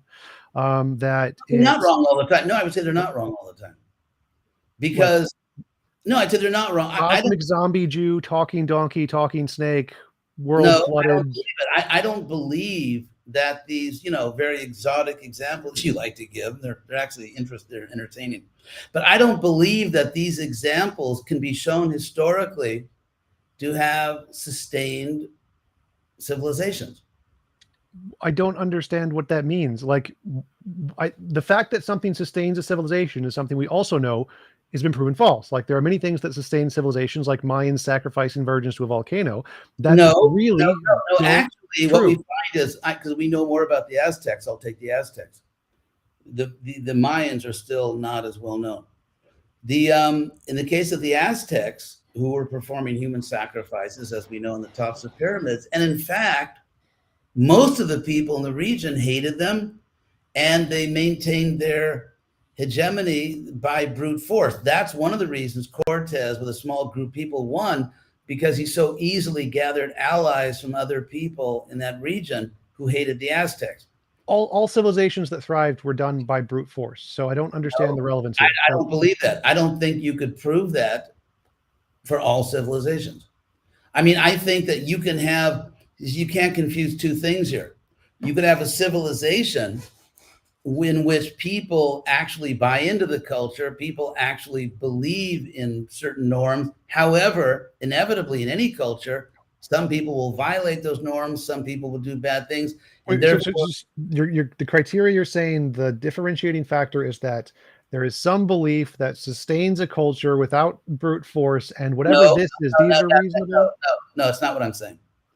What I'm saying is the fact that a civilization uses violence, state violence, can be police, it can be an army, to defend what they consider to be their civilization, that alone does not mean that a majority of people in that civilization are following the rules of the civilization because of the force. It could be a case. The force thing isn't. So I'm going back to the argument we were talking about before. You were saying that I wasn't considering differentiating factors between different kinds of intuitions, and you said the important differentiating factor of what makes one intuition trustworthy and the other one not trustworthy is the fact that it's integral to a society and helps it thrive.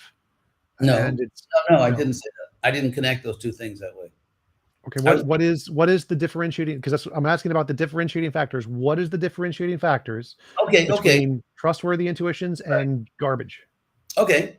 Take America, for example, in which there's currently so many different views and so on.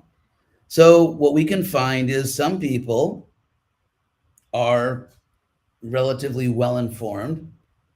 They've actually studied the history. They've considered the social science. They've considered international affairs. They may disagree. For example, someone may have a more conservative view. Someone may have a more liberal view. But because they can agree on all kinds of historical facts, which are non-controversial historical facts, and because they can agree to a certain extent on social science and whatever, they may disagree, but there's a conversation. I mean, I grew up at a time when, for example, at the Oxford Union in Oxford, there was a debate, which you can see on YouTube, between William Buckley, who was sort of one of the leading conservative intellectuals at the time, and James Baldwin, who was one of the leading intellectuals in the Black Rights Movement. And so they had this debate, and what was interesting is they actually they were respectful toward each other. They were both gentlemen, and they debated, and they brought up their points. And so what we can see in society is that some people are reasonably well informed and can engage in rational discussion, and some people are hateful on the left and the right, and are not well informed and are not educated, and they make all these accusations. So I mean, you can dignify. Which one of those is the differentiating factor? Is it the one that educated people believe it, or it's not hateful? Are those the differentiating factors? What are the differentiating factors? What I'm saying is, among people who claim an intuitive warrant or a personal, self-evident, experiential warrant for a particular metaphysical view. Some of them are thoughtful, and you could say, in the right sense of the word, educated, and some people are not. And so when you take, I think that you can correlate some of the more exotic examples you give, like leprechauns and everything, with educational level and with the ability to reason based on evidence and so on. And so what you keep doing over and over and over again is taking the most egregious examples of a metaphysical belief, and that stands for the entire category of metaphysical beliefs or of or religious beliefs. Right. So what's the difference? I keep doing that because I keep trying to ask you what's the difference between these two classes you've laid out. Okay, good question. The difference is that there is in fact, there's a word for jnana yoga, sort of spiritual practice of knowledge. My personal experience as someone who's very inquisitive and not at all inclined to blind faith, and someone who's challenged many, like, things, you're supposed to do that and you're not supposed to do that, and I've challenged different things and given arguments and done my own research. So I think there's a way of going on a powerful, self-evident, taking Aristotle very seriously there, a powerful, and taking Jefferson seriously, a powerful self-evident experience, but combining that with reason, with evidence, and not blindly believing, not being fanatical, not believing in leprechauns, but proceeding step by step in a reasonable way based on powerful evidence. Evidence so powerful becomes self-evident.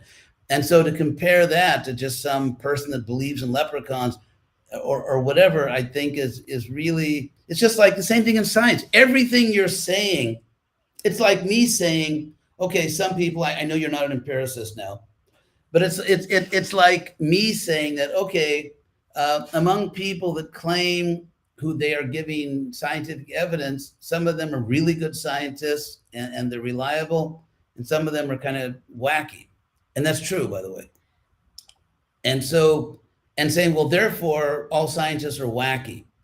Just as in the field of materialism or in the field of people that believe in science, there are all kinds of different kinds of people. Some of them are reasonable, some of them are not. Some of them are... Right. So I would agree, but I can say the reasonable ones, by my definition, use novel testable predictions. The unreasonable ones don't. So I just give you, there's the criteria, novel testable predictions. But when you say novel, you see, but I think you're confusing two things. You are taking... No, I'm not asking you to agree with my criteria. No, but I want you to give me yours. What is your criterion? Everything is okay with what you said except novel, because the whole thrust of advancing science is we have a certain body of, let's say, consensus scientific knowledge, and then science, at least, sincere scientists are always trying to push back the boundaries of science, learn new things, and therefore you win a Nobel Prize in physics or in astronomy because of a novel prediction. However, that is not analogous to the whole nature of spiritual knowledge, because wait. So it's a different question. So the reason I'm talking about the word novel. Well, no, I know, but that's not what I was asking. So the reason I gave that was because I can tell you, if you asked me, how do you differentiate good intuitions and bad intuitions? I can say I have a method, novel testable predictions. You don't have to agree. I don't care if you agree, but I'm asking you, what is your method? How do you differentiate the good intuitions from the bad intuitions? And you were talking about there's some difference between rational people using some rational method, but you haven't told me what that is. Okay, fair enough. I'll suggest a few things. One is, for example, that I think that if a person is on a valid spiritual path, whatever it is, it doesn't matter if someone is on a valid spiritual path, their powers of empathy will increase. And not only, I'm not talking about behavioral symptoms. I'm talking about the way they actually see things. It's not just that they're taught in a church or synagogue or a temple that be nice to everyone, but they actually see a oneness of all living things. It's something they actually perceive. It's a knowledge and not just a learned behavior. So you're saying that people with more empathy are more likely to have true intuitions? I'm saying that people who see the oneness of all life, I mean, Are more likely to have true intuitions. with obvious differences. I mean, we know there. In fact, the way Krishna puts it in the Gita is that there are obvious differences of species, of gender, of all ethnicities. I mean, there are obvious differences, but there's a background that within those obvious surface differences, there's a oneness of all life. And that's something which can be perceived, it can be self-evidently perceived. And once I am granted or achieve a what to me is a powerfully self-evident vision of reality, that becomes a testing, that becomes something I can use to test other theories. If someone has a religious view in which half the world is evil because or most of the world is evil because they don't belong to our religion, to me, that's very primitive. And so my question is, you yes, think that if somebody believes there is a oneness of life and they have more empathy, that they have a better intuition about understanding reality than someone who doesn't? absolutely. Absolutely. Okay, so what about people who are very, very evil, but very good at science? It seems like they have very little empathy, but they are much better at describing reality. No, they're much better at describing empirical reality. The point is that science, because the essence of the empirical method is to study things by controlling them and subjecting them to different kinds of stimuli or whatever, just observing them. Therefore, there's no moral qualification. You don't need to be a good person. I mean, Hitler had his scientists, and they were actually. So bad people are very good, or can be very good at getting things right about reality that can be tested. And then let's suppose there's this other realm. No. You're begging the question.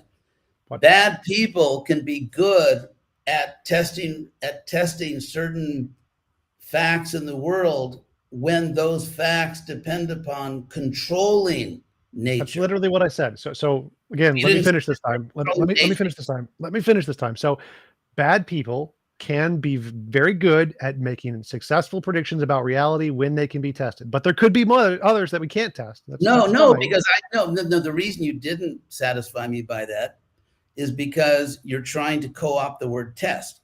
I'm saying there are different ways to test things. For example, testing is like control. I'm using it as synonymous with what you said as control here. But so let's say there's another realm. You would still need some way to show that other realm, that there are some true facts and false facts about it. And you haven't done that yet. So we have good reason to believe that the psychopaths can accurately describe reality, but you haven't said that the empathy people can describe this other realm. And how do we say if what their descriptions are correct things versus imaginary? How do we tell a difference there? The same way. Okay. First of all, the word test is kind of what I thought it meant. But anyway, I just looked it up. Here's the point. Here's my view. There is actually a spiritual reality and there is a material reality, and both of them actually obey discernible laws. So just as if someone believes the physical world is real, which I do, I'm sure you do, there's a real physical world. Sure. Then there are ways to objectively study that physical world. Yes. From my point of view, there is an objective spiritual realm, and there are certain basic principles, certain basic laws, and it is possible to objectively study the spiritual realm. But the difference is that the methodology in some ways is opposite, because when you're studying something by controlling it, that's very different from studying something by having to submit to it. Well, that's fine. So I'm okay with that. But in the case of the material world, if we want to know if one person's method is right and one person's method is wrong, we can know that because one can predict the future and one can't. Yes. Now, how do we do that for the spiritual realm? How do we tell if this method for the spiritual realm is the right method, this method is the wrong method? How do we tell the difference? Okay. To some extent, not exactly in the same way on the material side, one can make predictions. And my experience is, for my whole life, that people who sincerely take up certain spiritual methodologies, in fact, those things happen. But that's not the essence of it. I mean, those are just almost like benefits that come with it. But obviously, it is the case with me. There's certain basic spiritual truths, which I think are fundamental. And obviously, in the tradition I'm in, we make certain special, more detailed claims that people in other traditions might not agree on, but we would agree on certain very basic spiritual facts.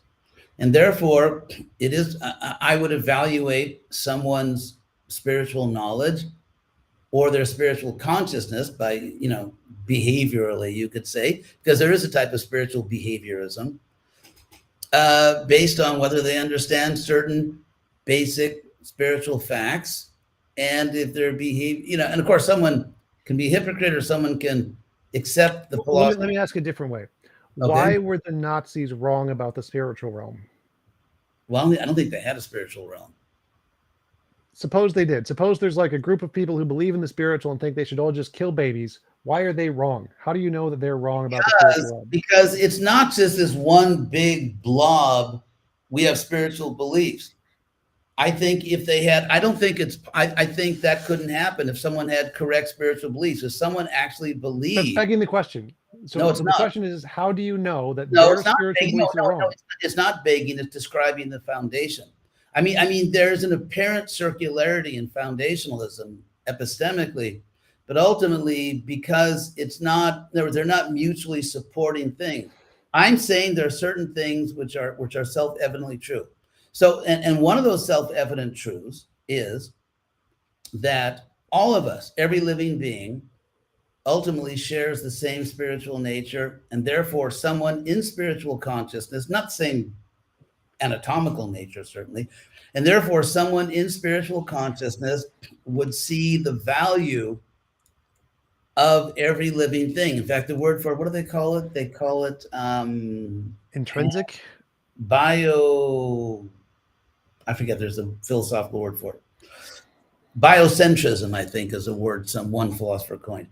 In other words, I would say that every living being deserves moral consideration, because every living being because life itself is ultimately spiritual and not physical, that our bodies are simply conducting and providing a mechanism through which life can manifest and consciousness can manifest, but matter itself is never living. And therefore, if someone does not recognize the ultimate value of all living things, then I would say whatever that person claims, that person does not have much spiritual understanding. Okay, but based on what? So there's many different ideologies that glorify evil. Why are they wrong? They're wrong. They're wrong because I would say that ultimately, not the nature of reality when it's transparently perceived, when people are in their right state of mind. I mean, there's all kinds of stories of crazy people that go and, stab someone to death because, it's some lunatic, and then they go to some psychiatric prison for the rest of their life. I mean, people can think that they should do all kinds of things. And I think people like Putin, really, should be in a psychiatric prison or something. So I think that when you see, it's like when you see, let's say if your eyes are functioning properly, you perceive the sky as blue. And if you can't see the sky, or if you think, so we can talk about people being, I don't know, you call it neurologically kind of basically in good shape. And so they can measure distances, they can drive a car. They're not impaired in a way they can't. So in the same way, there is an objective spiritual reality. And therefore there can be a whole spiritual science built around, because you can't have a material science unless you have a law-abiding physical nature. Well, there's many evil people who are very brilliant. Joseph Goebbels, very brilliant. Yeah. Goebbels. But so there's the fact that they have a very well-functioning mind doesn't seem to correspond to them being moral. But if I wanted to say, if you asked me, how would I tell the difference between this person's methodology and this person's, who's right? I'd say novel predictions. Whichever one can predict the future is the right one. Very simple, very easy. But no, that's not the way it's done. For me it is, but I'm asking for you. For you, but if we give Joseph Goebbels versus you, logically, no, because take Goebbels, who obviously, unfortunately had a rather evil incarnation. If you take Goebbels, he obviously fails almost practically all the spiritual tests. And so it's just like methodology. For example, what are the tests? So like my test is novel predictions. What are your tests? My tests are that there's certain basic spiritual facts in the universe. And that if people in any tradition or in no tradition, actually someone could even just not even be a theist in any tradition at all. Like, for example, the Jainism. What are the tests? How can I know that I'm getting wrong? I'm getting to that. Jainism, it's fun talking to you. Jainism, for example, believed in an eternal soul, but no God. They were atheists, but they believed in an eternal soul. So that people at a certain stage of purity, it's like water. Water, if water is transparent, you can see through it.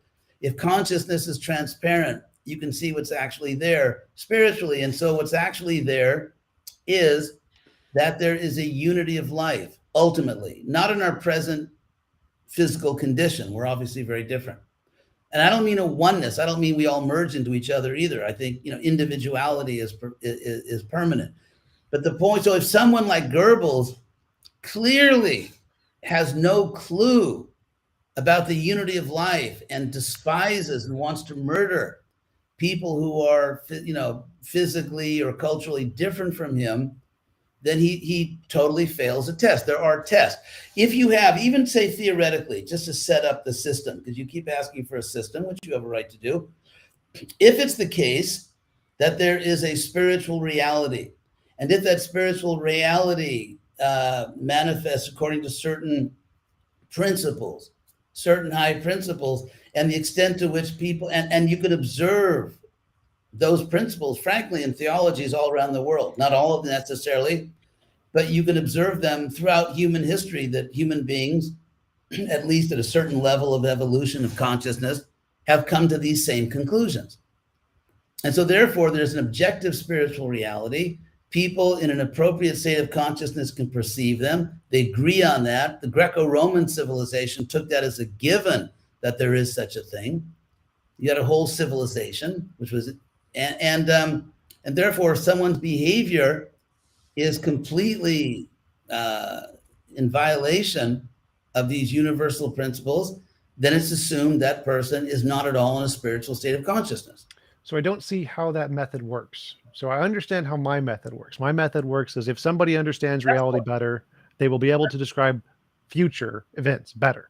But yours is something like if someone understands the spiritual realm better, they will understand the oneness of life or something. And people, when you have communities of people who share those views, in other words, I don't know, this whole thing about predicting, you're trying to take some of the basic principles of empiricism and say that every system of knowledge, that empiricism is the universal template for knowledge. If you claim you've got a knowledge system, you have to be like empiricism. And I'm saying that's nonsense. I don't, no one appointed you or any other atheist, no one appointed you to be the gatekeeper of objectivity. Right. So I agree there. So what I'm doing here is I'm contrasting my method, which is novel testable predictions. It's clear, it's concise, it's easy to understand. You can understand how it responds to reality, and then comparing it to yours, which is oneness and stuff, which doesn't seem to make any sense at all. You're creating there's a straw man argument. What I'm doing is I'm saying everything you have on the material side, which by the way is a side I also believe in and I'm grateful for, because I've benefited enormously in my life because of material science. So I'm not a science denier. I don't see science as evil. I see it as a great blessing. But the point is, everything that you've got on the one side, you also have on the other side, but you are skeptical about whether that side really exists. And so the failure of the spiritual science is not due to any internal contradiction. It's due to your skepticism about the basic principles of it. But if those basic principles are true, the rest follows consistently and coherently.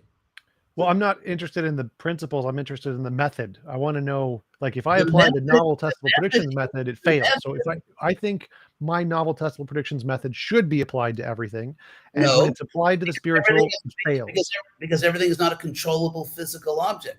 Well, that's fine, but you would need to provide a different method that works equally as well I as have mine. provided it for thousands and thousands of intelligent people Well, wait, who are is it that oneness thing? If you see oneness, is this the method, the seeing oneness? not just, I mean, obviously there are further differentiations. It's not a, I'm just saying oneness in a, not in a crude sense, but just in a very general sense. There are further distinctions. There's all kinds of nuances and other facts. But I'm saying basically to have universal empathy, which derives not from accepting a doctrine, like, okay, I believe in the credo, but it derives from an actual vision. There is a, from our point of view, there is a spiritual realm. It is a lawful realm, just like the material universe is a lawful realm. There are people who advance in their understanding of it. The people who are advancing tend to all agree with each other as much as scientists agree with each other, not the fanatics. But I have no problems. You see, I think there's a basic distinction. There's tribal monotheism, for example, and there's philosophical monotheism. The philosophical monotheists agree on a million things. The tribal monotheists, where I think in a primitive state of consciousness, as all forms of tribalism are primitive, don't. And so you can't keep taking the worst forms. So you're doing two things, in my view. Number one, you're taking the worst examples of religiosity.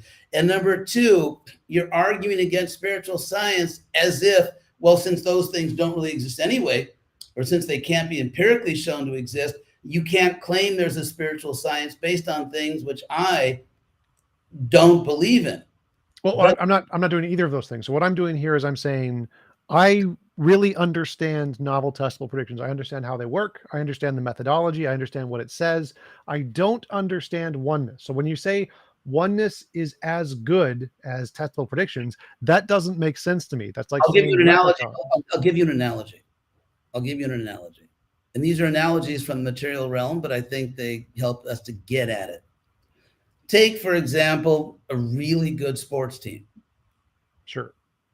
where the people on the team, they're obviously individual human beings, but the people on the team have really come to a level of consciousness where they're entirely playing as a team. They feel that it's a team. They're feeling teamness. And this gets back to the basic academic point that sociology cannot be reduced down just to the sum of psychologies. And so there is a group consciousness. It can be a team, it can be a family, it can be a marriage, it can be many things where human beings really feel one. So that in a family, in a good family, and I was fortunate, I think, to be born in a good family, if anyone in the family is in trouble in some way, it's a problem for the whole family. The whole family comes together and they really feel like we have to fix this. So there's a type of that kind of oneness. Not an ontological, well, even ontology, you could say that, but in any case, I won't get into the whole ontology of oneness, but a oneness in the sense where that's what empathy means. Let's say I'm looking at you and you're not just the completely other, you're not radically different. I can understand there's a sense in which we're the same kind of thing. We're both souls. And therefore, just as I care about myself and my self-interest, I care about my family, I care about my friends, and let's say in some way I care about you because of identification. That's what identification means. I can see myself in you, and I can see you in myself. That empathy, that understanding, and I mean, which is You can't see that in me. I do not understanding, not a thing I'm feeling. So from my worldview, somebody is right if they can predict the future more accurately, more often. addiction is not. Wait. This. I'm just comparing these to try and Go ahead. understand. In your worldview, somebody's more right if they feel more sense of oneness. Say it again, please. So in my worldview, someone is more right if they can more often predict the future. In your worldview, somebody is more right if they feel more of a sense of oneness. That's just one symptom. It's if the ability to empathize with all living things is a symptom, it's a characteristic of knowledge. It's not the whole thing. It's just one symptom. There are other symptoms. And so, yeah. And so if it's the case, as in the Avatar movie, if it's the case that there's actually a unity of life, there's some way in which all living things are somehow united, ultimately from the highest perspective, then the ability to recognize that is a symptom of higher consciousness. And it's something which, frankly, there is huge agreement on among people in many different spiritual traditions. And there are also fanatics in every tradition, including mine, who don't see it that way. And so therefore, thinking that, for example, men and women are just different, period. That's like the final word on it. They're just different. People of different races, people of different ethnicities, people of different nationalities, different ages, they're just different, period, is a lower state of consciousness than seeing that, okay, different ages, races, ethnicities, even species, but there's a sense in which there's a unity of life. That's a higher understanding. Okay, so that helps a little bit. We're making some bit of progress there. So in my worldview, predictions tell us about reality because we're very bad at predicting the future. And so if you can do that, your idea must be more than just imagination, because imagination is very bad at predicting the future. And that's why predictions give us a reason to think that that person is right about reality. Now, how does oneness tell us about the spiritual reality, like testable predictions tells us about the physical reality? Okay. First of all, just give one simple example that, what's his name? My God, that Irish philosopher, common sense philosophy, Sir Thomas Reid, has an argument against Hume's skepticism about causality. And Reid said that that someone could say that, well, the day always follows night, therefore night causes day. So there are conjunctions. Okay, I won't go there. It's just making things worse. So what you wanted to know, please repeat. I'm sorry, that was kind of I'll keep it. Yeah, the reason I think testable predictions tell us about who is right is because we are very bad at telling the future. And so if somebody has some ideas that can accurately predict the future, that's a good reason that those ideas are better than the just imaginary ones. Yeah. Although it's also true that there are many examples in science where they had a theory and it worked to some extent, and predicting the future turned out to be wrong. So how does oneness work like testable predictions? How does oneness tell us about the spiritual realm in the same way that novel prediction tells us about the physical realm? Because there are certain things which are metaphysical, not empirical, that if someone not only espouses it, but actually their behavior is completely consistent, it's obvious they're not just faking it, they really are seeing it, then that is evidence that someone is just like, let's say you take a biology test and you answer certain questions, the teacher reads the answers and says those are the right answers. So if someone claims to see things a certain way and their behavior is completely consistent with what they claim to be the case, then we assume, to the best of our knowledge, that person is seeing things that way, and that is a higher understanding. Whereas not seeing that, because someone in that higher understanding, the oneness of life, obviously, can stop at a red light and go to green light. I mean, they see everything in the empirical realm to the extent their senses are functioning properly, and to the extent that they've learned a bit about it. So it doesn't preclude that. So you have all the empirical knowledge, you accept the empirical knowledge, you take advantage of applied science, whether it's dentistry or whatever, but at the same time, you see that there's a background, a spiritual background. So it includes the empirical and goes beyond it. And as far as the fact is, the reason that not no one, okay, take out the hyperbole. The reason that the majority of people don't feel they need permission from empirical proof is because of their experience. And those experiences vary according to the level of purity of the consciousness, just like water in different states of purity, water is more or less transparent. And so there are predictions about when your consciousness is transparent. You will see certain things. And people all around the world for many, many thousands of years, not the religious fanatics, not the superstitious people with their leprechauns, but the philosophers and the people who tried to be rational and were very intelligent. And they've come to certain agreements across space and time about the nature of higher consciousness. I've engaged in a spiritual practice. I've had amazing confirmation. These things are really true. They really exist. They're self-evident.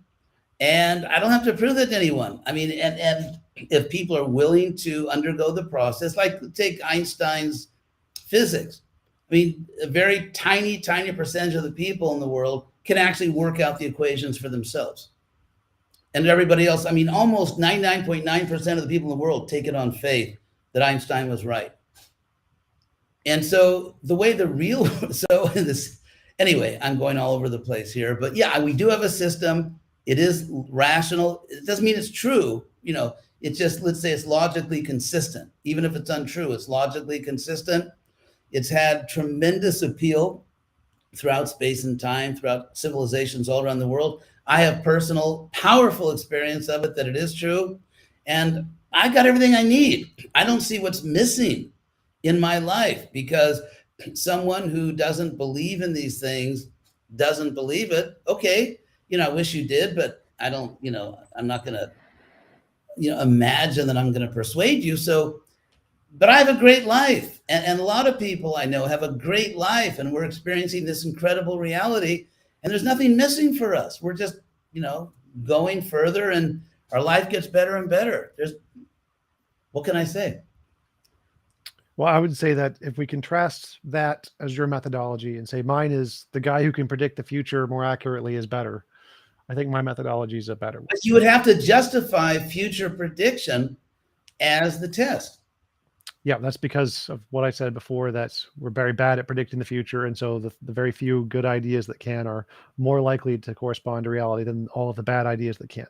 I could just as easily say that we're bad at getting into truly higher consciousness. The political situation in this country right now, in which you have, you know, these different groups hating each other, and just like, you know, who needs a constitution? If I can just get rid of my enemies, that, you know, even if we have to, you know, the constitution collapses, who cares? What I'm saying, and I'm not talking about one side or the other, what I'm saying is it's just as difficult. There are many false predictions. Science has made, you know, many predictions which were false, and many predictions that are true. And I give credit to science that there's at least still enough integrity in the scientific community that the true predictions tend to win out. And so, but again, you have borrowed a methodology, or taken one from the empirical realm and said that this is universal. It's not universal. Predicting, although we have predictions. I mean, it was predicted something would happen in my life. I would learn certain things. I would come to experience, and I did experience them. And they're self-evident truths. So, I mean, we could talk about predictions too. That may not be available to you because you've chosen that that's not your path. Fine. You know, it's a free world. But the point is, I was told that if you engage in this process, you will come to see and understand all kinds of things. It's like if you're pre-med in college and you're told if you just follow this pre-med course and then go to medical school, you will learn everything you need to know to be a doctor. And if you're a reasonable student and you go to a, you know, decent school, it actually happens. That's exactly what happened in my case. If you take to this path, you will come to personally experience in a self-evident, irrefutable way certain powerful truths about reality. It happened, and it's happening to people all around me, and they're really happy, and they have great lives. And so that didn't happen for you. It's not something you believe. It's not something you're going to choose.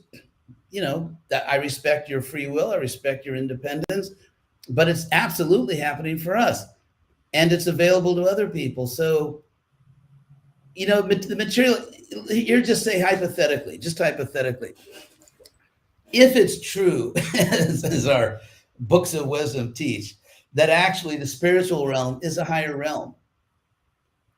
Because, and in fact, it's sort of Neoplatonic, that the material world is actually kind of like a reflection of the real world. So in that case, we would expect that the methodology for reaching the higher knowledge is more demanding than the methodology for reaching the physical knowledge. Because as you said, and as I agree, there isn't really any, let's say, discernible moral requirement to be a scientist. We hope scientists are not evil, like Hitler's scientists, but you can be a good scientist even if you're a jerk. And so, but you can't be a jerk and get spiritual knowledge. So in that sense, it's more demanding, which doesn't mean it's less objective. To say that something is more demanding or has certain moral requirements which are not present in other fields doesn't mean it's less a science. It just means it's more demanding. Unless it's wrong. I know you think that, and I know that brings up Tim West asked a question. Sure. How could you discover that you were wrong about your self-evident truths? Okay. I think the same way I could discover I'm wrong about an empirical truth. If evidence was presented to me which refuted what I previously thought was true. So now I'm living in a certain spiritual worldview. And if I had an experience which was self-evident to me or somehow could be proved to me that, well, you thought this, but actually it's not true. And I'd have to experience another truth which clearly is superior. I mean, even in the tradition I'm in, I'm actually known as a skeptic. You know, it's ironic in this context.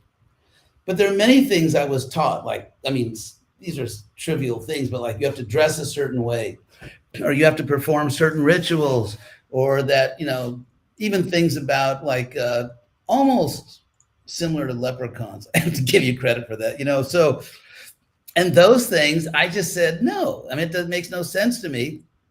And I've only accepted those things that do make sense to me. And many, many people who tend to be educated people, who tend to be more thoughtful people, agree with me. So I don't have an uncritical, omnivorous approach to an ancient tradition. But so if you can show me a truth that I can experience, not just an argument like, well, you can't predict the future, so you haven't got a real science, that's not persuasive. But if I have an experience of something which shows that what I thought was true is not, then I would be morally required to adopt the new knowledge. Gotcha. Well, we have been going for about 2.5 hours. It was a great conversation. Really appreciate you coming on. Do you want to give any links or references where people can find out more about your work? Well, I do have a website, which a lot of your fans may not find fascinating, but it's hdgoswami.com.